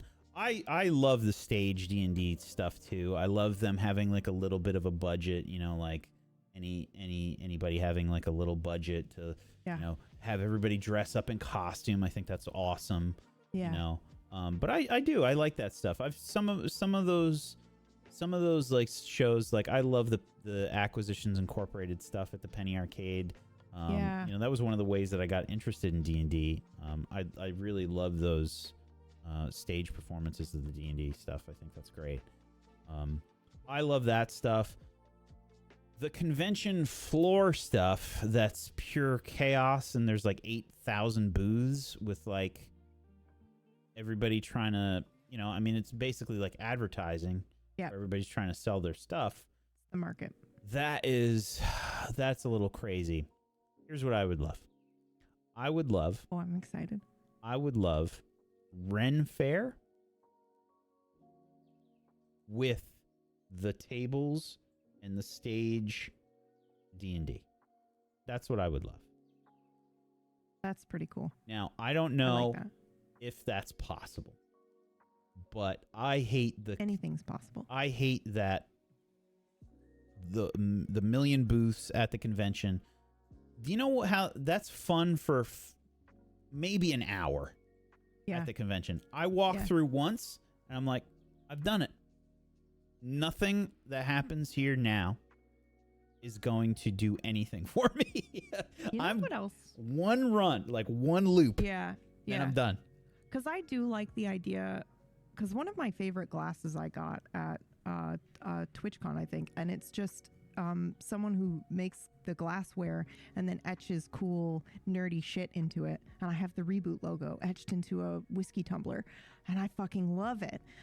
So I do love the idea that you can get like cool artisan stuff that you can't get elsewhere, and then that's a fun experience. But it'd be neat to do like this kind of Ren Fairish type vibe, and then you have a day or half a day or a couple of hours where it's the caravan marketplace, and it's set up. You come, you look at all the cool stuff, and then that's it. But that's not the whole convention. Right. That's not the floor. But it's like, you know, it's got, because we have had the wonderful pleasure of like meeting a lot of people that make a lot of cool stuff. Right. So it'd be neat to be like, hey, come here and bring the game that you made, or you know, whatever, and that would be super neat. But like, I know that's how the convention gets paid for. I get it. Yeah.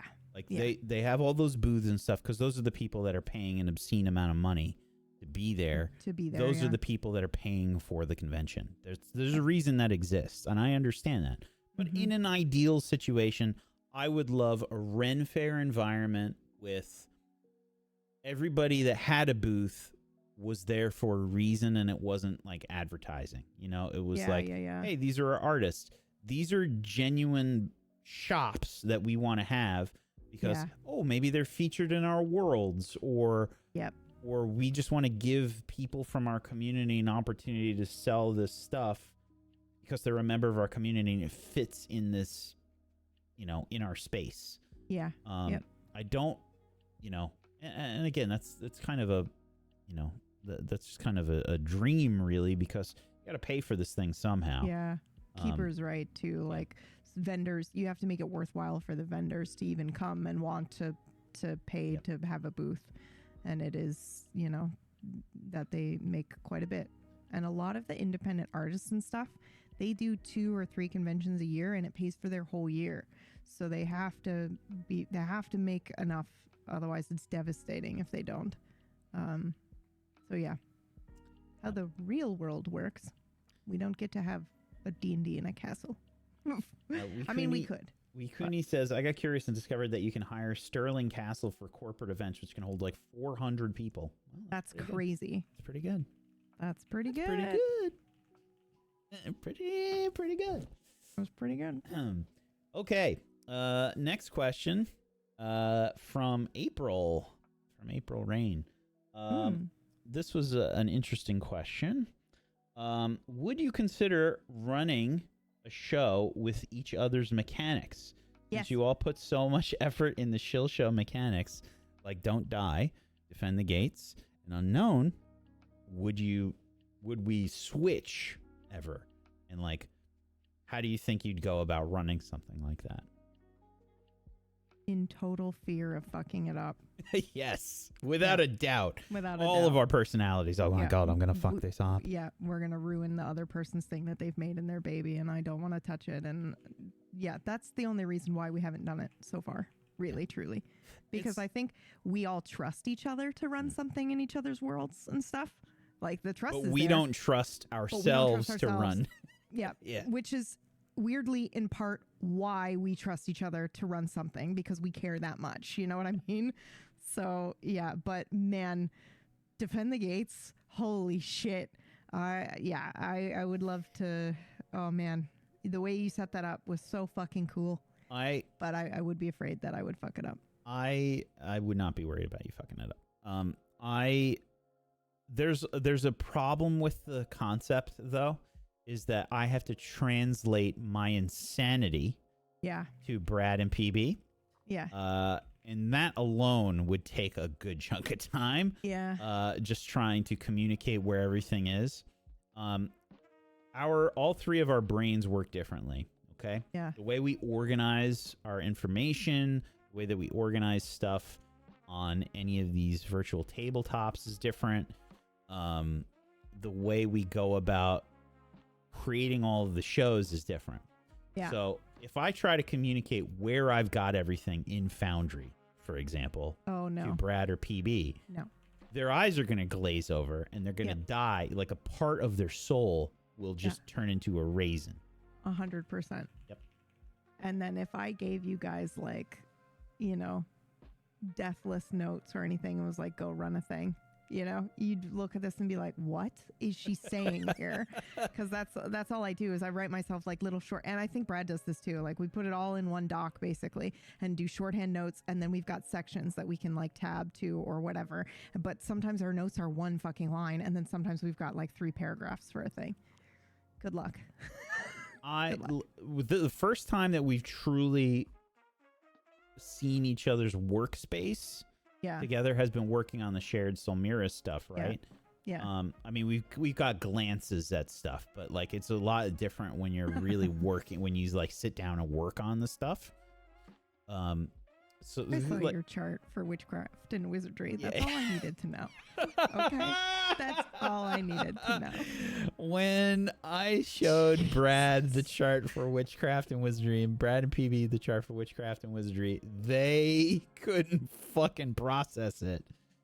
I created. Tell them what you've done. Tell the children. I created a Google sheet, like a spreadsheet that has all of the students, like for every year. 600 or some shit, right? It wasn't that many. It was a lot, 400. but it wasn't that many. Oh, it was 400. Let's see. I'm gonna get the real number. Yep. Get it out. Let me get the real. Well,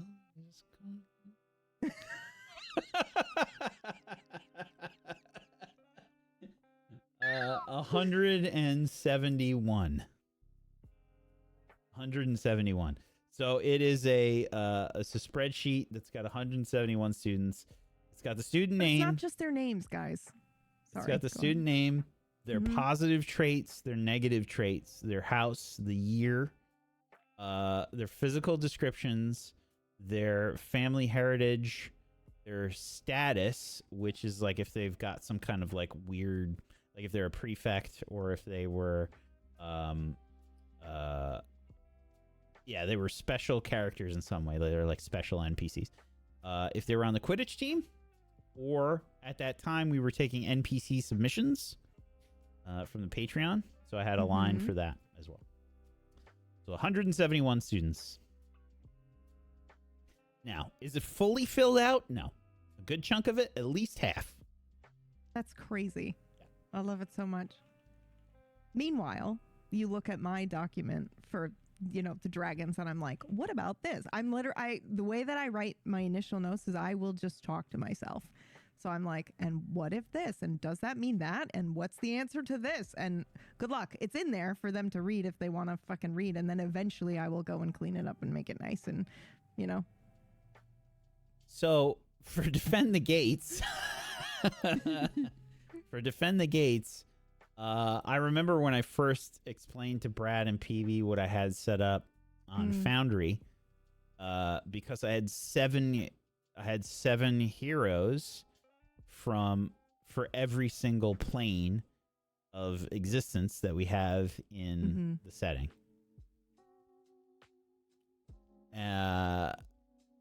Which is kind of a lot. So yeah, I think that ended up being like 77 heroes or something like that. I have to check, but it's something like that. So I created all of those. They were originally based on various monsters from the monster manual and from the creature codex and some custom stuff. But yeah, so I have all that stuff, and if I just give that to them, it's gonna take a while for them to understand how I've got everything laid out. Heart attack. Yep. Yeah. That's it. I'll be hospitalized within the week. That's just the way that I like to have everything ready to go. Yeah. That's just the way that I work when I GM. If I've got it ready, it takes a lot of the pressure off for me. Yes, yeah. Knowing that you have it. Yeah. So like for me, that's music. I will over prep the music for sure shit for that episode 1. And really, you need like 3 pieces. That's it. You don't need the whole fucking show soundtrack, but I have to have it. I'm like, nope, it's because it's got to have a cohesive sound. I've got to know what I'm playing like towards the end. I've got to like that stuff that helps quell that panic that I have. Yep. Yep. So it's a lot of stuff in general that we have prepped. I mean, for Don't Die, like PB has, like a whole dungeon. There's like traps and everything, and I multiple feel floors. confident that I could just give you that Foundry though, because you guys can just look at where the traps are. Right. As the GM, so I think that Don't Die is probably the easier one, because it's really just 5e, but then you make monsters and try to kill the players. Like that would be super fun. I think you guys, but I would one day like to see someone. It doesn't have to be Brad or Whack, because I know that's a lot of stress. Run something in Otherworlds so that I learn, because I need to know if I have made it in a way in which somebody can look at it and run it. So I think that would be really good. I know I want to play both the isekai that you had started making and then the one that Brad has talked about a couple times, and I'm like, motherfucker, that's such a fun game. I want to play that. So I would run either of those without hesitation if they were like ready. It would be my next show for sure. Oh my God. I'm putting it out into the universe right now. Okay. What did you do? Did you fart? I woo white girl. Like I'm imagining that Brad will finish his system, and then I can run in our world, Somira, I'll run his system in that area. That's what I put out into the universe. Okay. I'm still imagining it came out as a fart. Yeah. That's just like a little.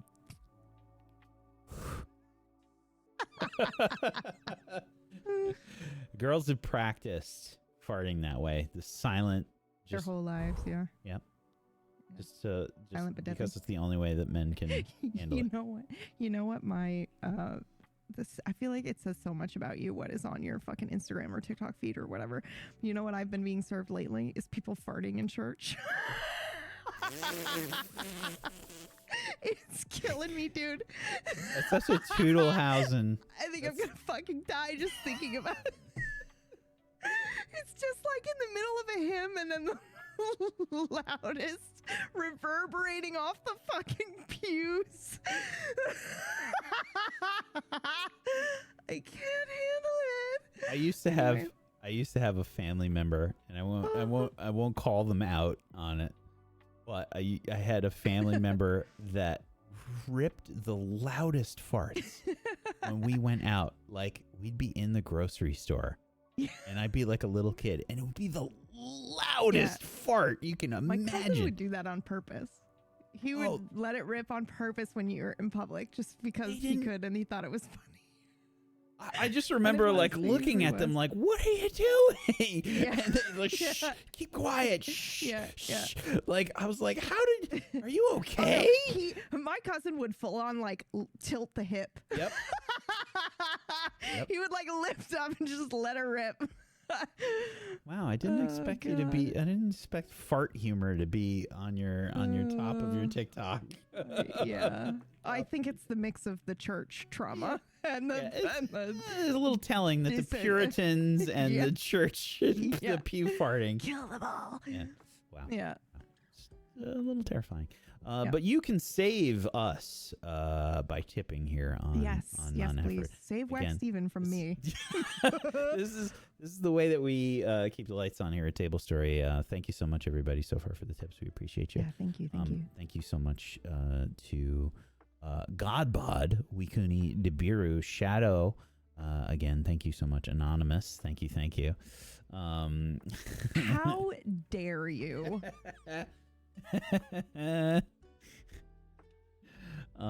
Thank you, everybody, so far for the tips. It is the way that we keep the lights on here at Tablestory, keep the art and music going, and it's how we pay each other as well, how we keep the lights on in our homes, etc. So we appreciate you. Thank you so much. Here's a question for you. Yeah. And this goes for chat as well. Mm-hmm. Okay. PB has just finished Expedition 33. Oh. Right? And is in desperate need of games to play after Expedition 33. Now, my suggestion was that you don't play anything that's you're super looking forward to, or any super good games that you're really interested in, because you're in a bit of shock and panic. Yeah. My system needs to recover. Yeah. You need time. Dude, I don't know if there is a recovery from that game. You know? Thank you so much, Anonymous, for the hundo. Thank you. Oh, my Lord. But if you have any recommendations for games and stuff, make sure to I'm thinking something cozy. I just picked up it's Tiny Bookshop or something, where you run a bookshop out of a tiny home, a little traveling little bookstore, which I'm super excited to try. But stuff like that, I think it's either that or Balatro, and then I just don't exist for 2 weeks. Just I want to finish Silent Hill though. Fell into a hole. Speaking of Balatro, I actually I picked that up and was playing that again last night, and I defeated another hell deck. Yeah. I got my sister into it, and she's failing classes now. Jesus Christ! Did not have to announce that on the show. It's not totally. True. She's not failing classes, but she is playing it a lot, and I can see it when she's playing it, and I'm like, she probably left it open. Did she leave it open? Or she playing? I have no idea what her grades are. I'm sure she's doing perfectly well. Mm-hmm. Definitely. Mm-hmm. Thank you so much, everybody. Okay, next question. Weird world building. All right, where are my notes? Okay. Where are my notes? Oh, God. All right. Weird world building. Okay. So, this question, I was thinking of, was there, because you were talking about earlier about like how you do like a brainstorm dump, like an info dump, where you just think of a whole bunch of ideas and you put it down in a document. Has there ever been like a time where you just came up with something super weird in your world building process that kind of like made it in and you were like really surprised about it? Yeah. And like and like did it become pervasive? You know, did it just like spread throughout the entirety of the world? Yes. Jesus.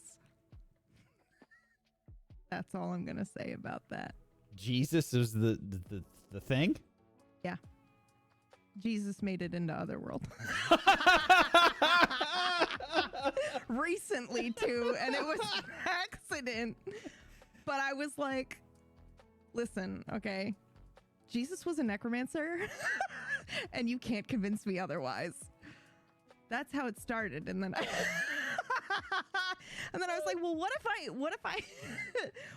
built a, you know, like a class or a legacy around this idea, you know?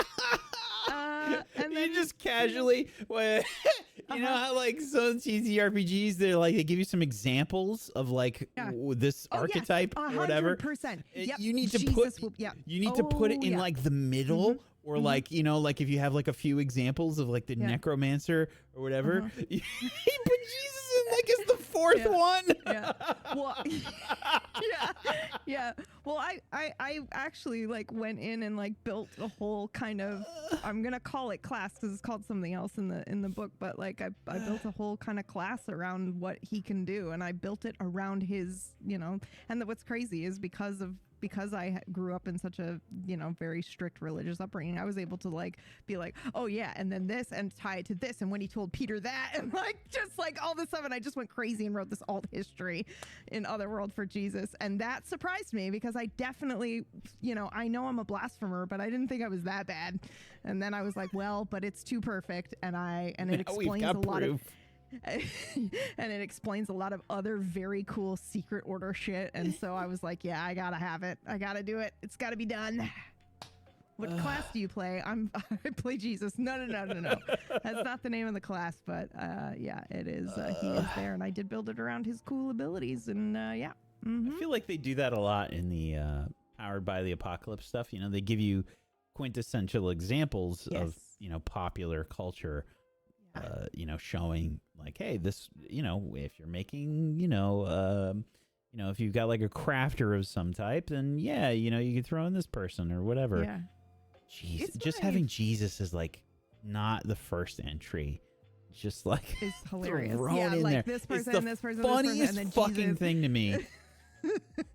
Well, the book does have a sense of humor, so I will definitely not shy away from that for sure. But yeah, I think Shia LaBeouf, Jesus. Yeah, exactly. Oh my God. What was that? They did like a funny D&D one with Shia LaBeouf, and I can't remember what it was. Gary's gonna cartwheel into the room and tell us in a second, but yeah. I don't know, but they did like I forget. They did an NPC of Shia LaBeouf, and I can't remember what it was, but it killed me. Yeah, but like even that weird world building, I had a lot of fun doing that because I basically was like, I want to do. That's it, Keeper.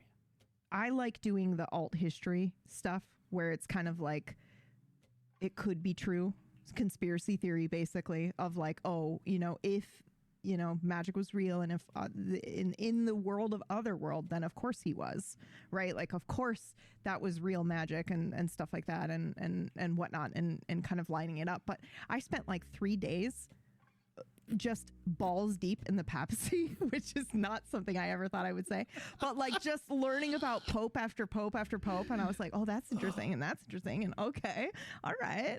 Like, and this one did this one. Oh my God. You know, like it was very interesting stuff. I don't know, man, that's probably one of the more fun. And I was going through timeline of events because I pulled up my original Nocturne notes and was like, okay, here's when the Lucky Rabbit was formed, blah, blah, blah. And I'm like looking at the timeline of history and like, oh man, this is when this happened and this happened.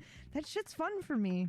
By the way. But it is weird. I just need everybody to know, like, I didn't know that PB was going to I didn't know about this conversation.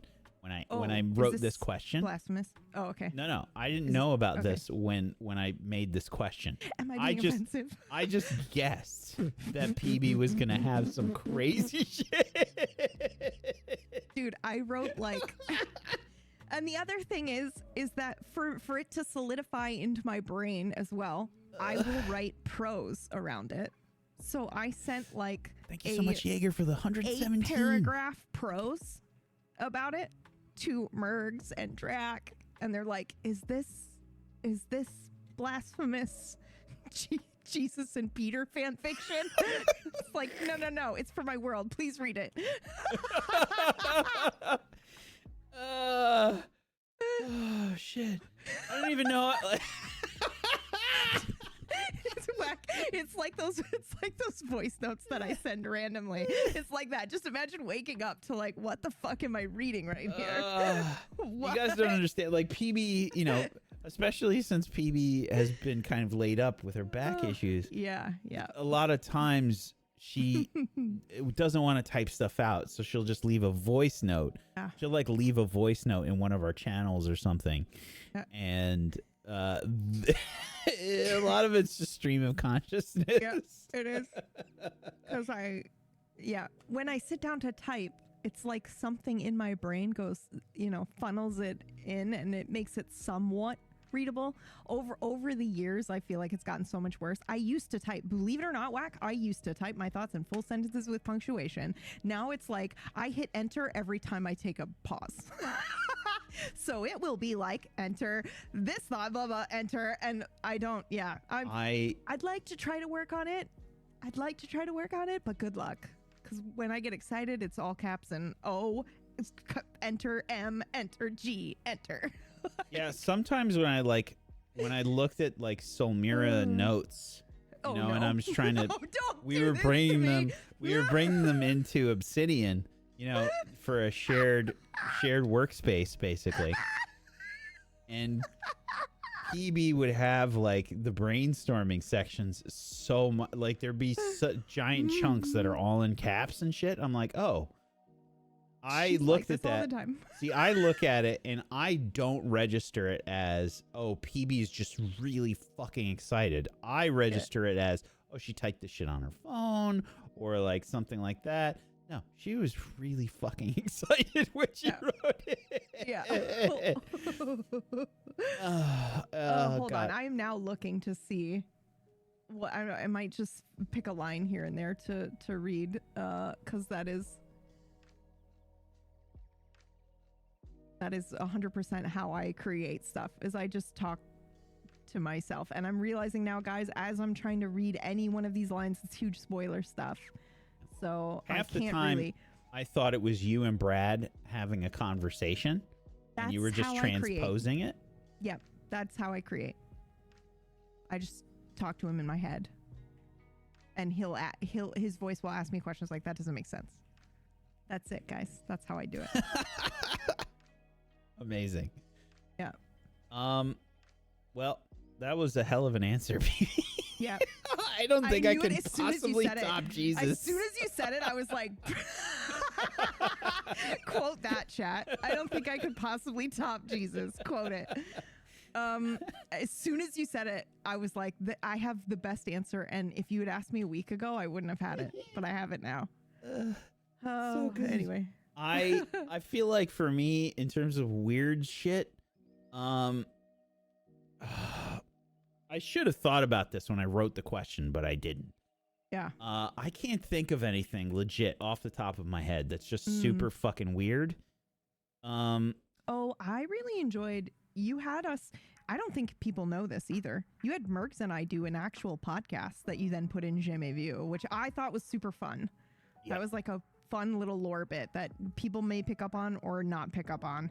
But it was like a full episode we recorded as well, like a couple of them. Yeah, there were like little podcast segments and stuff that were there. I think, as weird as it sounds, like the Jamais Vu stuff was up there. I think maybe like some of the stuff in Simulacrum. Oh yeah, that shit was fucked up. Yeah, there was some really fucked up shit in that show. I think and like Facade and Simulacrum. I think those you probably see some weird stuff. I'm trying to remember really specific things. I wrote some like really dark stuff for Facade. Yeah. Really fucked up stuff. That just did not make it into the show for whatever reason. I might have been like scared to do it. Yeah. It can be really scary.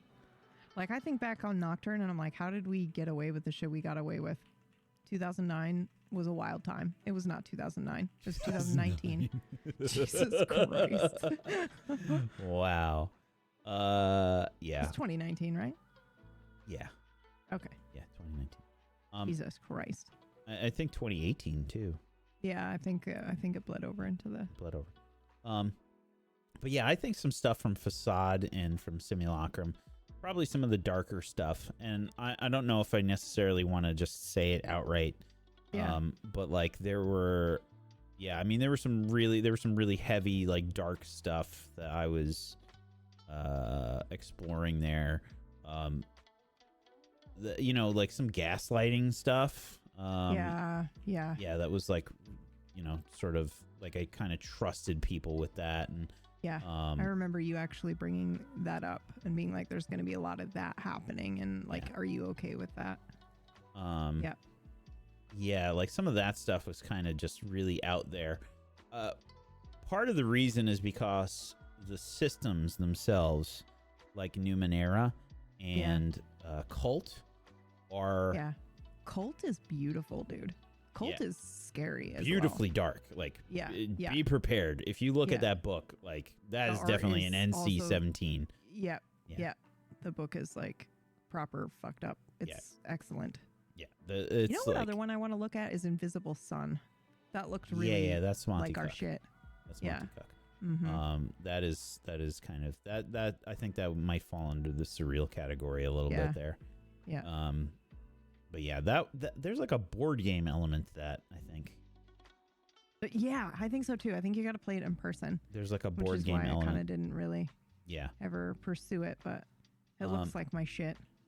Because like, they did a little bit of that board game kind of thing with the Dragonlance module for D&D. But that was way different. They had like a war. It was like a war thing. Hey, Wack, do you remember when I learned what Dragonlance was? I do, yeah. It's highlighted on my channel. It's one of the few things that survived the purge from Twitch. We made sure to keep it. I couldn't. You were so excited about it, and I was so curious. Like, I'm like, where is she going with this? I'm like, what is she talking about? Like, what? I thought it was. Listen, guys, I thought it was Dragon Riders, because in Final Fantasy 14 you have the dragoon, and they look like they're gonna kill dragons, but they don't. They ride dragons, they bond with dragons, and maybe someone can kill dragons, but you know what I mean. And so I thought, sure, it'd be both. And then I read the first chapter, because Wack was like, check out the first chapter of this book. And I was trying to get her to do that because I didn't want to spoil anything. Yeah. You're a hero. You're a hero for it. Because I also got really into it. I read that first chapter and I was like, this is dope as hell. Wait, what? They kill dragons? And I was like, no. But yeah. It is something that I do recommend that you read because it's really good. Yeah. I will read it right after the Puritans get massacred by Sleaford. It's a pretty long series. Are they still making the Dragonlance books? I actually don't even know. But yeah, that's good shit. So weird world building. I don't know if I have any direct contributions. I think you do. let's talk about Halcyon and that world, because you made that whole world. So that was, I guess you could qualify that, because I built that from City Skylines. Yeah, and I think that's a fun thing to talk about. So, yeah, for Identity Crisis and Halcyon Unbound, I was, at the time, the whole reason that came up was because I was really into My Hero Academia, the anime and the manga. I haven't seen it yet. I've been meaning to. Yeah, so that I was really into when that came out, and that was also like peak superhero shit. You know, like that was like Marvel was popping off and everything. Yeah. So that was the whole reason that I did that. And I was like, I want to do something different with production, because Brad and I would always talk about like, dude, wouldn't it be cool if we could make like, you know, we could really make like maps and stuff with a you know, a game, like a or 3D world builder would be so awesome, dude. Just give me an easy way to like do terrain and build a world that the players can walk around in. That would be so cool. I found out how to do that for one building, by the way. I'm gonna send you a thing, because this looks dope as shit. Okay. Fuck yeah. Thank you. We can make one building exactly what we want. Really? Yeah. I'll link this to you in a second. Where the fuck is it? How long would you say it would take to do the building? I have no idea. Do you need like extra assets and things? I'm already immediately. Oh, they've already increased it. It's not just one building. It looks like you can make an entire fucking town square. Hold on. So let's see. Okay. Ooh, awesome. Thank you. Okay. It's not out yet, but there is a demo now, apparently, of Outside the Blocks. Is the name of this thing. Yeah, Outside the Blocks, for those who also want to check it out. I'll put a link in the chat too. Oh wow, this looks dope as hell. Holy shit. Yeah, so it looks really cool. I think it was made after that that other game that was like Tiny whatever. Oh yeah, I quite enjoyed that. It wasn't what I was looking for in terms of being able to build like a town. But it was really fun to like sit down and play. Yeah. So I built Identity Crisis and Halcyon Unbound based on the City Skylines map that I did, and I really tried to push things. Also, just production-wise, that's one of the craziest fucking things I ever did for a show. Yeah. I don't even know how my computer was able to do half the shit that I did on that show. That show is literally why we got Stygian and Nocturne the way that we did, because Wax set the bar for me. That was my first game that I was in on Tablestory, and he had fucking built the town in City Skylines. I was like, yo, here's another tryhard like me who really cares. This is awesome. When I built that, you got to understand, I was rendering shit in Premiere and After Effects while I was running the show. That's nuts. I had stuff. What? I was like, I need how a is your fucking computer alive? I know. I don't even understand how I did it. Our computers can't even handle MP4s anymore with OBS. Like, what the fuck? What the fuck? I don't even know how it functioned. I remember Jay's face. When I said it. He was like, "Huh? What? Yeah. How is the stream still running?" Yeah. Like because if you try to render anything in Photoshop or in Premiere or like After Effects or something, dude, it takes all of your computer's resources. Just like, I've got those? Okay. And they just hijack everything. So I was running City Skylines, there was like a mod that I had in City Skylines that was changing like the FPS. So like it would record each frame. And that way, like, I could actually do it. It wasn't choppy on the stream. So I had a fuck ton of mods for it. And that alone was a miracle. Because if anybody has known, if you install a whole bunch of mods for any program or anything, if like there's something that gets updated, everything goes to shit. Right? Goes to shit. Yes, absolutely. Nightmare. Even just one. Yeah. So somehow that just all fucking worked. So that was just a miracle that happened. I don't even know. Yeah. Necromancer Jesus came in and made that shit happen. Oh God, am I gonna regret that tomorrow? Just like telling everybody that I did definitely. that. I mean, it's gonna be in the book, so you know, like it's the best thing you've ever done. Yeah, thank you. I'm actually really proud of it. I'll send it to you later. You can take a look. Yeah. But yeah, that was definitely weird on that front, because it was just I like to do, whenever I do a show, I try and change some shit up. It's a personal growth thing. Yep. And I like to try different approaches, because I don't think I'm correct. As much as I joke about that shit all the time, I don't think I'm correct in my process for whatever I'm doing. I'm always assuming I can do something differently, or if I look at things from a different perspective, maybe it's going to be a revelation or whatever, and it'll be good.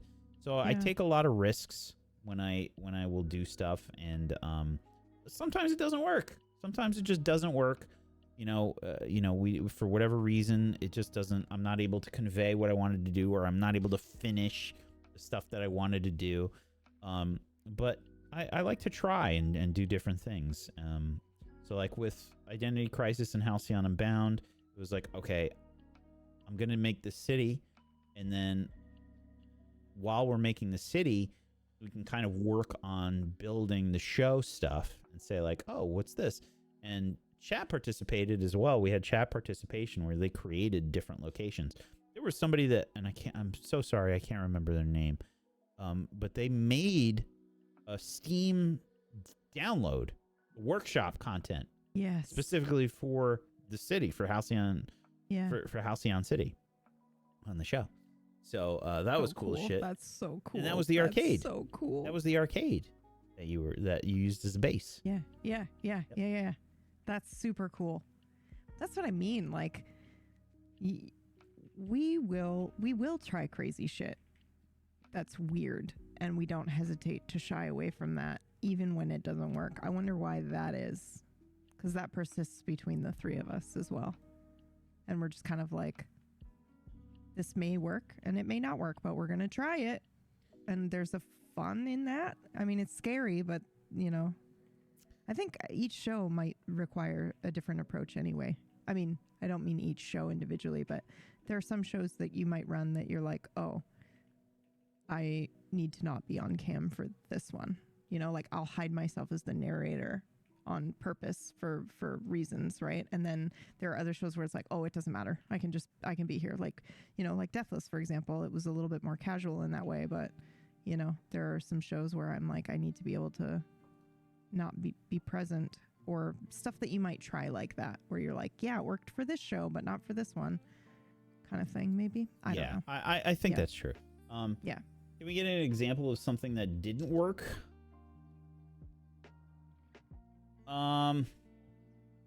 Sometimes I get too complex with things. It happens a lot for me. That's one of my big problems, is just translating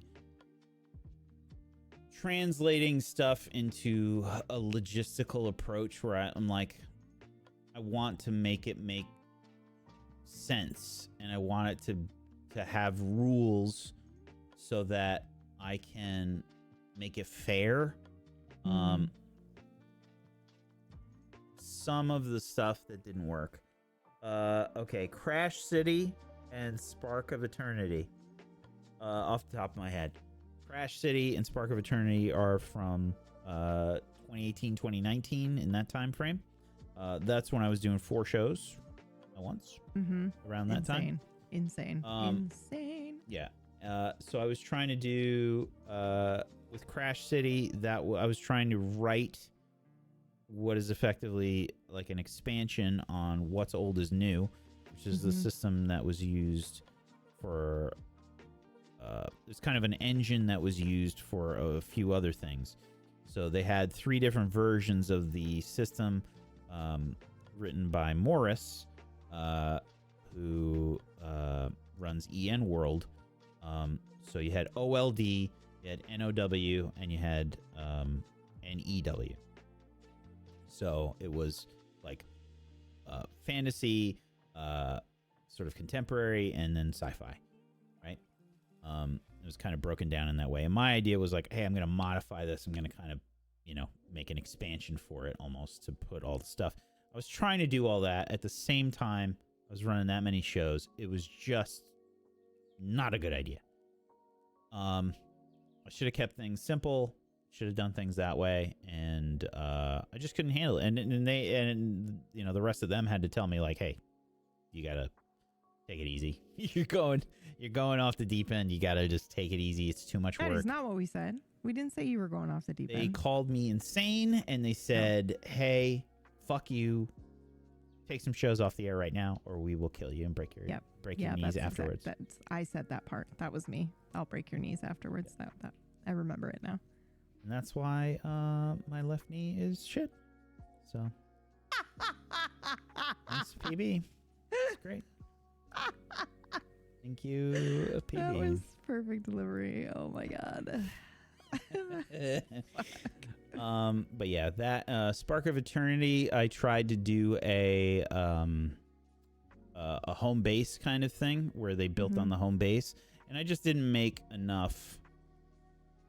I didn't make it as easy to use as we need to have it be for shows.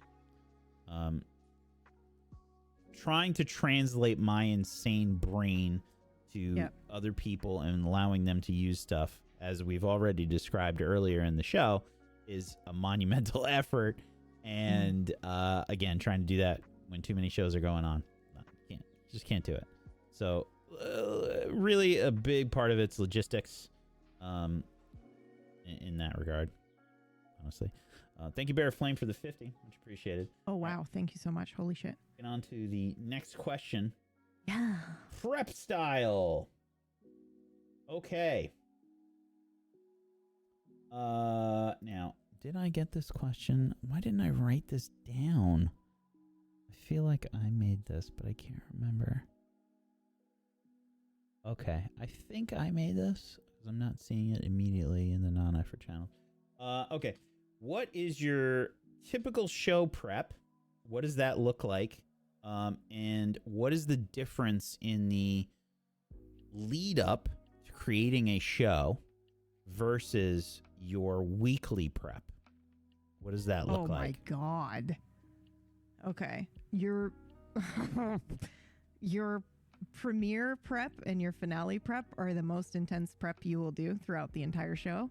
For the most part, unless you have like a, crazy hit or reveal or something like that you need to do. But the show prep in the beginning, at least for us on Tablestory, is the most intense, month at least of at least. Yeah.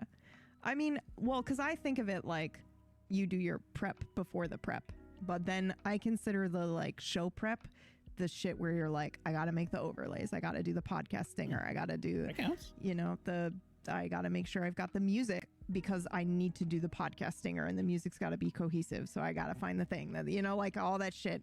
So you gotta get the art and you gotta do all this stuff. So it's a lot, and you gotta think about your concepts, and you gotta think about, what system you're going to use, and you got to shop around for like systems and stuff like that. And yeah, it's a lot of fucking work before you hit the ground there on system that first stuff episode alone.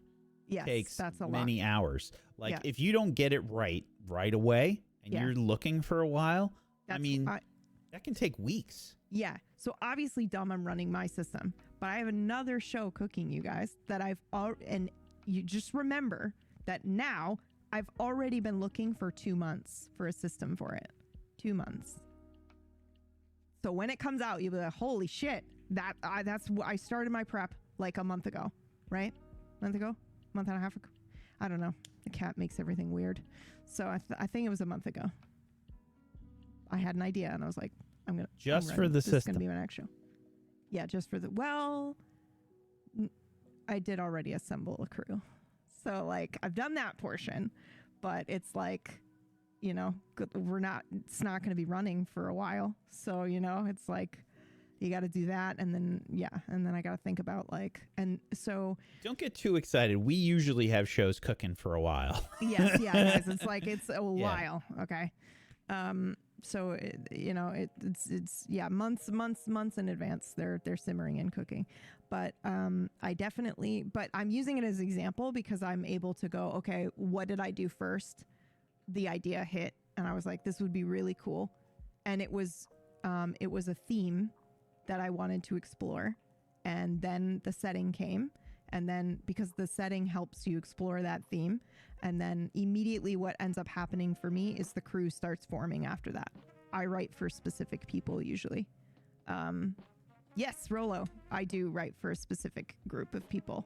So like, I'll pick like 1 or 2 people that I'm like, oh man, I want to do a show for you. Or I like more like what do I think they would really enjoy, or what would they be really good in? And I haven't had a chance to GM for them yet, or whatever, or, things like that. So I will go away and I'll be like, you know what they would really like? This. And then the setting and, all that kind of stuff coalesces together. And then I usually hit music for a vibe. And then I start looking around to see how difficult it would be to make the visuals, like, cause I've had some really cool ideas and I'm like, and I go shopping around on all of our asset stuff and I'm like, no, I can't do it the way I want to do it. So I won't touch it yet. I'll do it when I can do it right. So yeah, that kind of stuff. So I'll go and I'll, yeah. When I was doing Ashes, Ashes was so fucking hard. But you nailed it. You nailed it. Do you remember me asking you and Brad? I'm like, I don't know what the fuck to do. Yeah. I don't know how to present this. Yeah. But you did. It's like story-wise, I know what I want to do. Yeah. But I have no idea how to sell this to people. I don't know how to do it. Yeah. And I got to give credit to PB and Brad and also Prince Riley, who helped me get out of. I'm not fucking with you. Like, I had no idea what to do for like a trailer, everything. I was like, I have no fucking idea. No idea. I was completely tapped out. That was like burnout. Yeah. I was like, I got nothing in the tank. Yeah. Just figuring out the story, I was like, that emptied my entire brain out. Yeah. Yeah, that's another part of show prep that we don't really usually talk about. That you have to then come up with a concept of how you're going to present the teasers and the trailers, Yep. All that goes into show prep. But yeah, so, it was really, really good. Anyway, sorry. What is your weekly prep sort of situation like then? There's a joke about this on our TikTok, but it is true. I have a rule now for myself that I don't make any major decisions the night of the episode. So like something will happen that I'll run the episode and then you get up, we've got a shit ton of stuff we got to do. We got to like export, highlight, move it over, like copy all the notes, try to do a podcast version if we're insane enough to do that. I'm not insane enough to do that anymore. I pull a Brad and I do it the next morning. So I'll like get up and I'll cut the whole podcast and do all that. And so we have all that to do. But while that's happening, my brain immediately starts going to like, what am I going to do next? Because things have changed inevitably. Everything changes every week. And you're basically a TV show writer where you have to go away and hit that weekly writing room, but live. So you're doing like Seinfeld or some shit like that, right? Where they had to do it every single week. So you go away and you kind of think about like, but my brain immediately starts coming up with things and I have to just go, shh. No, no decisions are made on that day that I run the show afterward. And I let it percolate for like a day or two. And that can be scary because you're like, oh my God, the show's in like 4 days or the session's in like 4 days. But you just got to let it percolate. Then I come up with some cool idea that I'm in love with. And then inevitably, it's every time, motherfuckers, the day of, head pop off pillow and I'm like, what would be even cooler? And then I have to fucking crunch prep right before the show hits. And I am from 9 a.m. I'm coffee. I'm like, this is way cooler. I'm going to do this. And it happens every fucking time. I can count on maybe like one hand the number of times I've been able to get up and be like, I'm running this today. And then I did it. Like, yeah. It's just how my brain works. It's that ADHD pressure cooker, I think. It's an incredible thing to witness, because I've seen PB come up with these fucking one shots, and it makes me want to cry sometimes because I'm just like, I can't do that. I just can't do it. I can't do it. I have come up with improv stuff without the production. I've done that. I've done the thing where it's like I pulled an episode out of my ass and somehow my subconscious was able to just be like, this is what we're going to do and it's going to be fucking dope. You don't know about it, but it's going to be dope. I've done that before. Yeah. But sitting there writing a one shot and being like, and setting up new production and like new visuals, new sound stuff. Oh yeah. To a small degree, I do that, regularly. Yeah. But nowhere close to the way I've seen you do that. Yeah, because I will change the whole overlay for like Moog's World and stuff like that. Yeah. You will just be like, okay, we're doing this today. And you're going to be playing this person, you're going to be playing this person, you're going to be playing this person. Oh, yeah, for Blade Runner. That's right, we did do that. That's our most viewed episode of Blade Runner? Private Lives? No. I'm not surprised. Yeah, I'm not surprised either. It was amazing. Everyone should go watch it. If you haven't seen Blade Runner, don't bother. I mean, it's amazing and you should watch the whole thing, but go watch Private Lives. It's really good. Private Lives. Watching you. Fuck. Yeah, I've seen you do that shit. That shit's crazy. You don't understand like how much work this stuff is. We've got enough experience where we can bang some stuff out really fast. But I think you and Brad are much faster than me when it comes to that. I need time. I need to let stuff percolate. I need to really get my head in there and think about it. I need to get better at telling the cast because I think that they think it is effortless. Yes, they definitely do. 100%. And I got players about everything. Yeah, about everything. Yeah. Because I'll have people just like casually, message me like the day before the show and be like, "Oh, I can't make it," and I'm like, "Yo, you could have told me this like midway through the week because now I have to change the entire." Episode, I have to rewrite the one shot, but they think because it's a one shot, it's chill, and it is. But just tell me 3 days ahead of time so that I can, so that I haven't done all this work for this one shot with you in it, and now I've got to, I'll just hop in and I'll play one of the characters, which I ended up doing for Deathless. I was like, fuck yeah, I'll just be one of the players. Fuck it. It's staggering. People get complacent because we can make some things look effortless. Yeah. I think so too.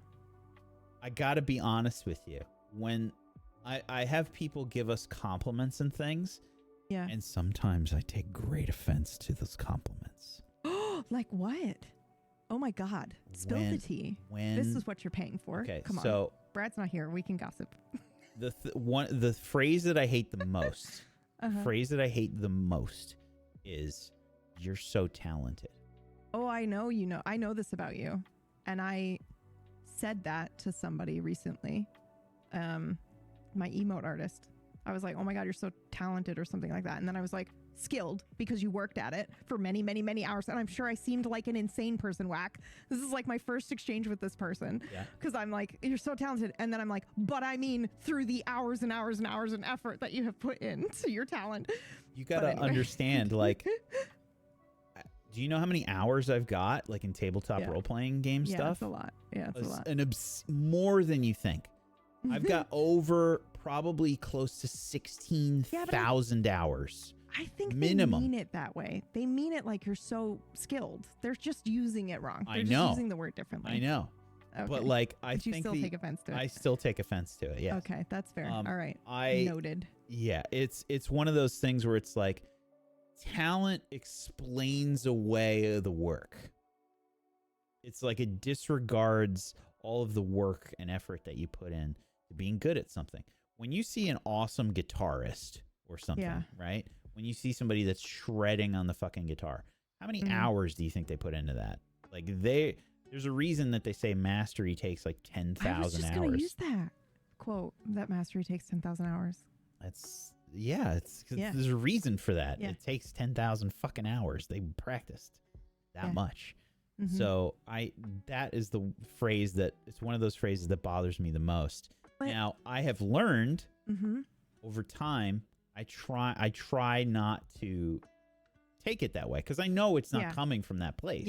Yeah. But it's still in the back of my head. It's still like, dude, just like, please just understand how much time we put into this stuff, because it's a lot.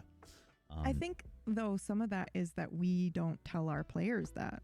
So something I've resorted to. We don't want to burden them a lot of times, or we don't want to seem like we're showing off or some shit. Yes. Yeah. That's, I mean, I've been also in Brad's shows, and he doesn't really do it either. But we don't communicate like, hey, this is going to be an insane prep, which I've just now started to do. By the way, I will just now say, hey, we're going to do a one shot next week. By the way, one shots are a lot more work for me than a normal weekly episode. So I just need advance notice on stuff. It's cool if you don't want to be in the one shot, or if you've got shit done, or you just want the day off. That's totally cool. Just give me the heads up.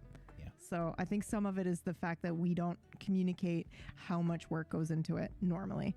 And then people think it's just a silly, one shot, which, I try to like let people know in roundabout ways, but I definitely don't do that. Clear. I don't do that. I don't do that enough either. Yeah. As far as me, with my prep style, and like my lead up versus weekly prep, it's a lot of what PB said. The first episode and the finale are usually the most amount of work, barring any special occasions. And it varies tremendously based on the show. I mean, for this Oscara D&D show that I'm doing, I mean, we're talking hundreds and hundreds of hours worth of prep to do this. So it varies from show to show. World, you're doing the map, you're doing a whole bunch of stuff. Yeah, I didn't even think about it varies from show to show, because like if I look at Kingmakers, I was making a new video that was basically a trailer every week for that show. Every fucking week. Yep, every fucking week there would be a new video that would play at the beginning and the middle at the break. Crazy fucking shit, dude. Crazy. I went so hard for that show. Yeah, it was wild. Like some of the things that I don't think people realize, like it's the three of us. Like we hire artists and things for some stuff, some art, some music, but that's about it, Yeah. So like we do an insane amount of work. Yeah, it's us doing that stuff, but then we've got, like Piranha and Keeps and Cooge that are like doing admin stuff and the admin stuff for the Discord and obviously the chat and things like that. But other than that, it's like it's the production wise, it's usually it's just like usually us. So if you presented this to like a television studio or something, can we just talk about the reaction that one agent had? Oh, yeah. Just say, blown away, guys. He was like, you do all of this? You do all of this? The three? It's just the three? Couldn't wrap the brain around it. Yep. Yeah. It was, anytime we talk to somebody that's kind of like not in the industry, it's always like, what? We do like a tremendous amount of jobs, each of us, for each of these shows. But I love that. I feel like I would be bored if I only did one thing. Yeah. Okay, it's just quickly because we don't have a ton of time left. Sorry. So prep style, weekly for me. Again, it varies based on what's going on. Some stuff I've prepped in advance. Some stuff is I usually like to work a day of, just so that I can be in that same headspace when I do the show. So usually show days are pretty long days for me, which is why I try not to stream on show days myself. Yeah. Yep. So like I usually will get up, have my breakfast. Brad does that. Yeah. I mean, I do this. Yeah, it works for me. I will. Yeah. I typically will do my prep unless it's like a lot of prep. I'll work maybe a few days in advance and I'll get some stuff done. But I do like to work on the day of. Yeah, me too. For the show, and I'll have and then I'm in that headspace and I can kind of react better, in my opinion. But a lot of that weekly prep is like NPC work. I'm looking up like, do I need new music for this week or stuff like that, or sound effects. Story stuff is usually not a tremendous amount. It's usually like a little bit. I usually have a good idea of what's going on in the story in advance, unless something crazy happens that the players do. So there's some situational weekly prep that happens, and some that's planned in advance. Okay, last question. I think probably the last question for the day. We've only got a few minutes left. What will we do with Tablestory if we had an infinite budget? Oh, I love this question. Infinite budget. What's the first thing we're doing? You want me to go first? Yeah. Okay. Go ahead. First thing, if we had infinite budget for Tablestory, pay everybody a reasonable wage. Yep. The three Retainer of us. too. Three of us making reasonable wage. We're not worried about all this work that we're doing. We're not freaking out. Do we have to do a stream? Whatever. We're okay. Yeah. All of our admins, all of the players paid appropriately for the time and effort that they put in. Yeah. Right off the bat. Then it's in-house staff for a lot of the work that we shouldn't be doing, that we do anyway. Yeah. Which is a lot of the production stuff. It would hire somebody to do like our TikTok videos. Yeah. Social media. Yeah. I mean, typical stuff that you see in a lot of like game studios and stuff in general. We would hire staff to take some of the workload off of us. And I imagine we'd be doing one show a week. I would probably say we would focus on like one show. I mean, producing one show and maybe being in one show a week. Oh, that would be fun. Yeah. I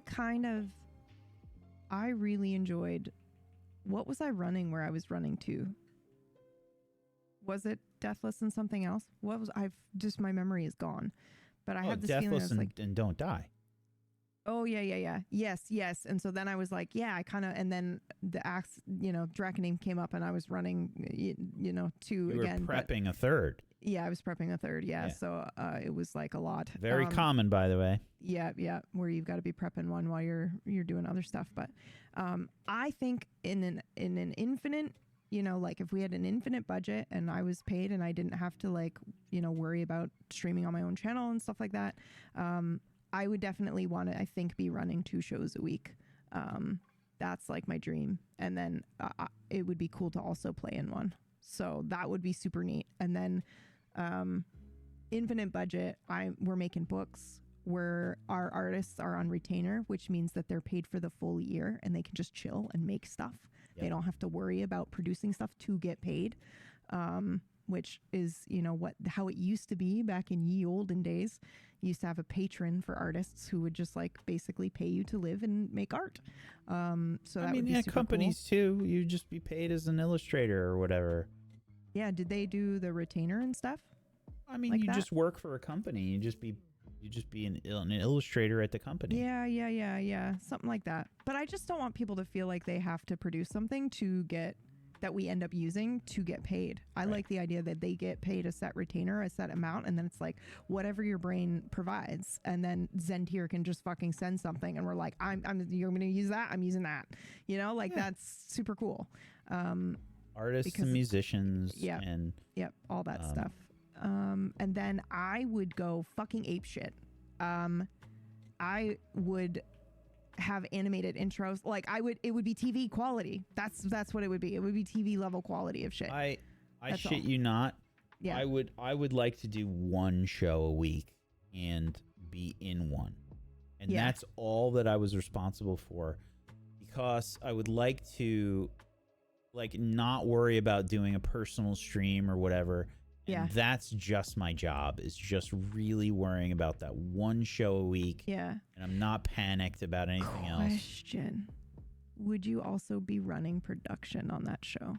I don't know. I think it would. So when we got the infinite budget in place, I mean, I don't know. I feel like the answer is partly. Yes. Is probably the answer. That's my answer as well. I imagine it would be like, hey, I want you to manage. I don't want to worry about the fucking Twitch chat. I don't want to worry about any of that shit. I don't want to worry if the connection is good. I want you to be in charge of switching the scenes when necessary.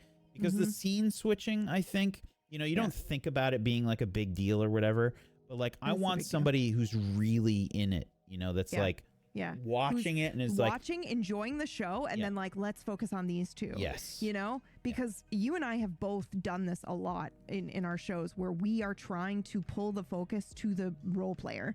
And so we've got scenes where there's two people on the screen or one person on the screen or whatever. And it's Whack and I trying to remember to change to that. But then also, you know, we're doing a million other things. And so you want to make sure that you're not, you know, so that would be super neat to have somebody that's like watching and that can just change the cams and typical you know, studio stuff, and somebody that was in charge of our equipment, you know, that was just like, hey, you know, oh my god, we could just give everybody the best mics and stuff too, and cameras and somebody lighting. That's in charge of like, hey, we got, you know, we've got a sponsorship with Rode or something, and they're just like, hey, you know, we've got mics for everybody. Somebody that's in charge of like making sure, like, I can do audio stuff. I'm pretty good at it.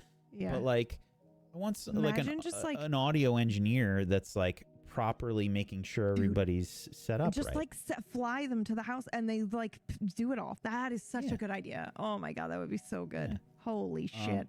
But yeah, I would go ham with like production stuff for sure, because we're doing the best that we can with like the royalty-free asset libraries that we have. Right. So imagine if I could actually be like, dude, custom assets. Let's go fucking film in the woods. Okay, maybe I would only be running one show because we'd be doing crazy shit like that.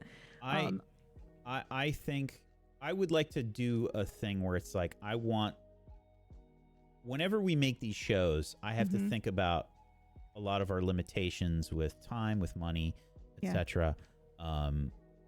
So I'd like to be in the spot where I'm just I want to hyper fixate on one show and, you know, do it right in my head where it's like, okay, we're making the world, we're doing all this shit, you know, and then be in a spot where we're treating it like a studio production. And, man, I think I just I see what we can do with what we have right now. I can't imagine if we're like, okay, let's do this show exactly the way that we want to do it. And for each of the shows that we do, dude, that'd be bonkers. That would be bonkers. That would be super bonkers. I know. I know we would get like.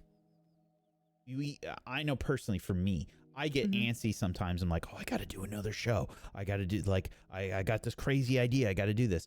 We can still do that. We can still develop that stuff, but really one show a week. And then, you know, I'd hire people to do non-show, actual play content. I would do. Yeah, I think that would be really cool. I would love to have us with half of our content be actual play stuff and half of it be other stuff, like, you know, but still related. What if we had a show about, you know, costumes? Yeah, that would be so fun. If we had a show about costumes and makeup, about like, you know, we could have somebody like Stella or Faye or whatever, showing like, hey, this is how we do the makeup, and like, let's look at some of our makeup choices today or whatever. Like, that shit would be amazing. I wanted to do one of the shows that I was cooking that I probably won't be able to do because it is way too much effort now that my back has been fucked sideways, was a showcase show where I've got a set cast, and then it's like we do 3 episodes of one system, and then we swap and do another system and then another, but it's basically like making a new show every 3 weeks essentially. But I thought that would be super cool, and then it's like a showcase of many different systems and stuff, and that's something that the community has wanted for a long time, is the different systems that we don't often get a chance to play. There's also just some that I'm interested in, but I don't want to devote like a whole, I haven't played them yet. I don't know if I'm going to like a whole 28 episode. That's a show right there. You know? Show just looking at different tabletop role-playing game shows. That's what I'm saying. Yeah, it would be a showcase where you do like, 3 episodes in one system and then you swap to the next one. It's literally just a system showcase. I just meant like a show talking about the TTRPGs and saying having conversations about, not reviewing them, but just like having conversations about like, potentially like this is a good system for, sci-fi stuff, and like here's some of the features that you can do, and showcase different systems, even from like indie developers or whatever. Because like, Hey, somebody asked me the other day, what's your favorite, what's your favorite systems whack that you've looked at? Because I looked, by the way, in my systems folder, I have 150 systems. I have a lot too. I have 150 books. Yeah. Plus, that was just the bare amount. Holy shit, my neighbor just drove out of the fucking driveway way too fast. That scared the shit out of me. Okay. But you're okay. Yeah, I'm fine. But yeah, like somebody asked me, and Clockwork Dominion was way up there. Yeah. That system for Midnight Mysteries, like that was an awesome system. Yeah. That's super fun, very different, using cards instead of dice. Yeah. I definitely love cards. That shit was cool. Yep. So I mean, there's lots of stuff we could do if we had an infinite budget. I mean, I dream about that shit all the time. An unhealthy amount. Yeah. An unhealthy amount. But I have a question for you. Yeah. And I want you to really think about it. Do you think it loses any of its magic? Loses any of its magic if we have an infinite budget? Tablestory loses any of its magic? Sure. If we have those things? Yeah, definitely.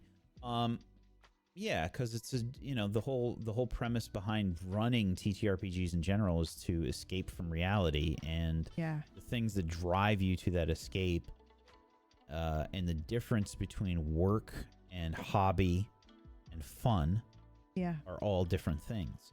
So you could argue that you're pushing it more into even more of a workspace. Yeah, instead of a play space. Yeah. Yeah, but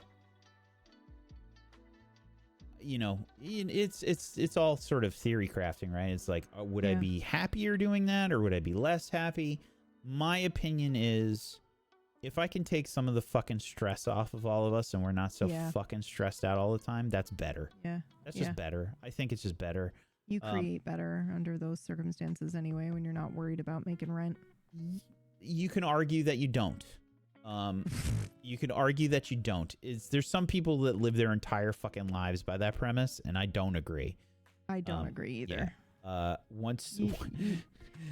Once you've got like an eviction notice on your door or some shit, it changes your perspective a little bit. Yeah, and like I think I've been fucking homeless. Yeah.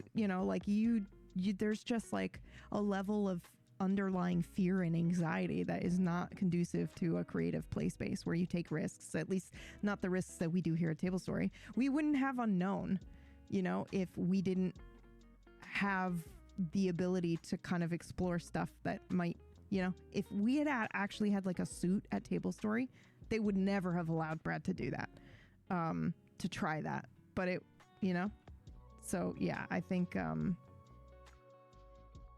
don't know if I agree with that either. My opinion is, I think it would be overall beneficial. I do. Yeah. I think overall it would be significantly better. There's always pros and cons with everything. There's going to be an argument that's like, oh, but if you're not doing everything, it's not going to be cohesive. It comes down to experience as well. Like if you're working with the same producer and stuff, like after a while, and also like you find your rhythm. But also like the producer is probably somebody here in the community that loves the same stuff we do. You know what I mean? It's not like we're hiring somebody who's not interested in the shows. And ideally, you would have maybe a team of, because you wouldn't, ideally you'd have a team of like 2 or 3 people. And you'd be like, this is the show. And they'd be able to go, I want to watch that show, so I'll produce it. Because I'll be excited to be there every week and watch the episode. I'm going to be watching it anyway, Yeah. So like, and I get paid to do it. That's cool. That'd be neat. But you wouldn't want one person doing it all, because then that's where, and this is just human nature, where you would just get lazy or complacent because it's the same thing all the time. It's like 3 different shows and or 4 or 5 different shows, and that would just be too much for somebody. I think you'd get bored really fast, I think. Yeah, but maybe not. I overall I think it would be a much better experience. We'd also be happy like working with these people and paying them, like salaries and stuff of like like when you can pay somebody and like they work and they're doing a good day's work and they're like, happy with their work and they're just getting paid like a reasonable amount. it's a nice thing to like de-stress somebody else. You know, they have stress. They have to get something done by a deadline or whatever. But if you're making like good money in the process, there's a lot of stress off of you that you didn't realize that you had. You know, and this is coming from people that, you know, have either been homeless or have had like eviction notices on their doors, or, you know, have had $0 in their bank account or negative in their bank account. You know, like it's, you know, that's real stress. There's a difference between, hey, am I going to live here next week, or like, or the stress of like, oh, I got to get this project done. Like those are two different things. Yeah. Getting the project done, important, not the same as, hey, can I live next week? Yeah. That's a different stress. Anyway, thank you. Sorry for going over, because I know you're okay. probably I do dying. have to go pick up my wife from the train station though. Thank you, everybody, for joining us today for another episode of Non-Effort. Thank you so much for all the tips and everything. I'm going to play the outro here. Because I don't have proper credits. But thank you so much. Yeah, don't have proper credits. Terrible. I'm sorry. Non-Effort. It says it in the name. Thank you, everybody, for being here. We appreciate you so much. Thank you for all the tips and helping keep the channel going for another week. But PB's got to get the fuck out and pick up her wife. So thank you so much, everybody. We'll see you on Tuesday for SideQuest. I had to think on that one for a second. I'm like, do we have any other shows that I'm misremembering? Thank you, everybody, so much. I need to read. Let's see. Great fit. Oh, that's perfect. Yes, please. Yes, please. All right, I'm going to get up and dash out. All right. Thank you, everybody. Adore you. We appreciate you so much. And we'll see you on Tuesday for SideQuest.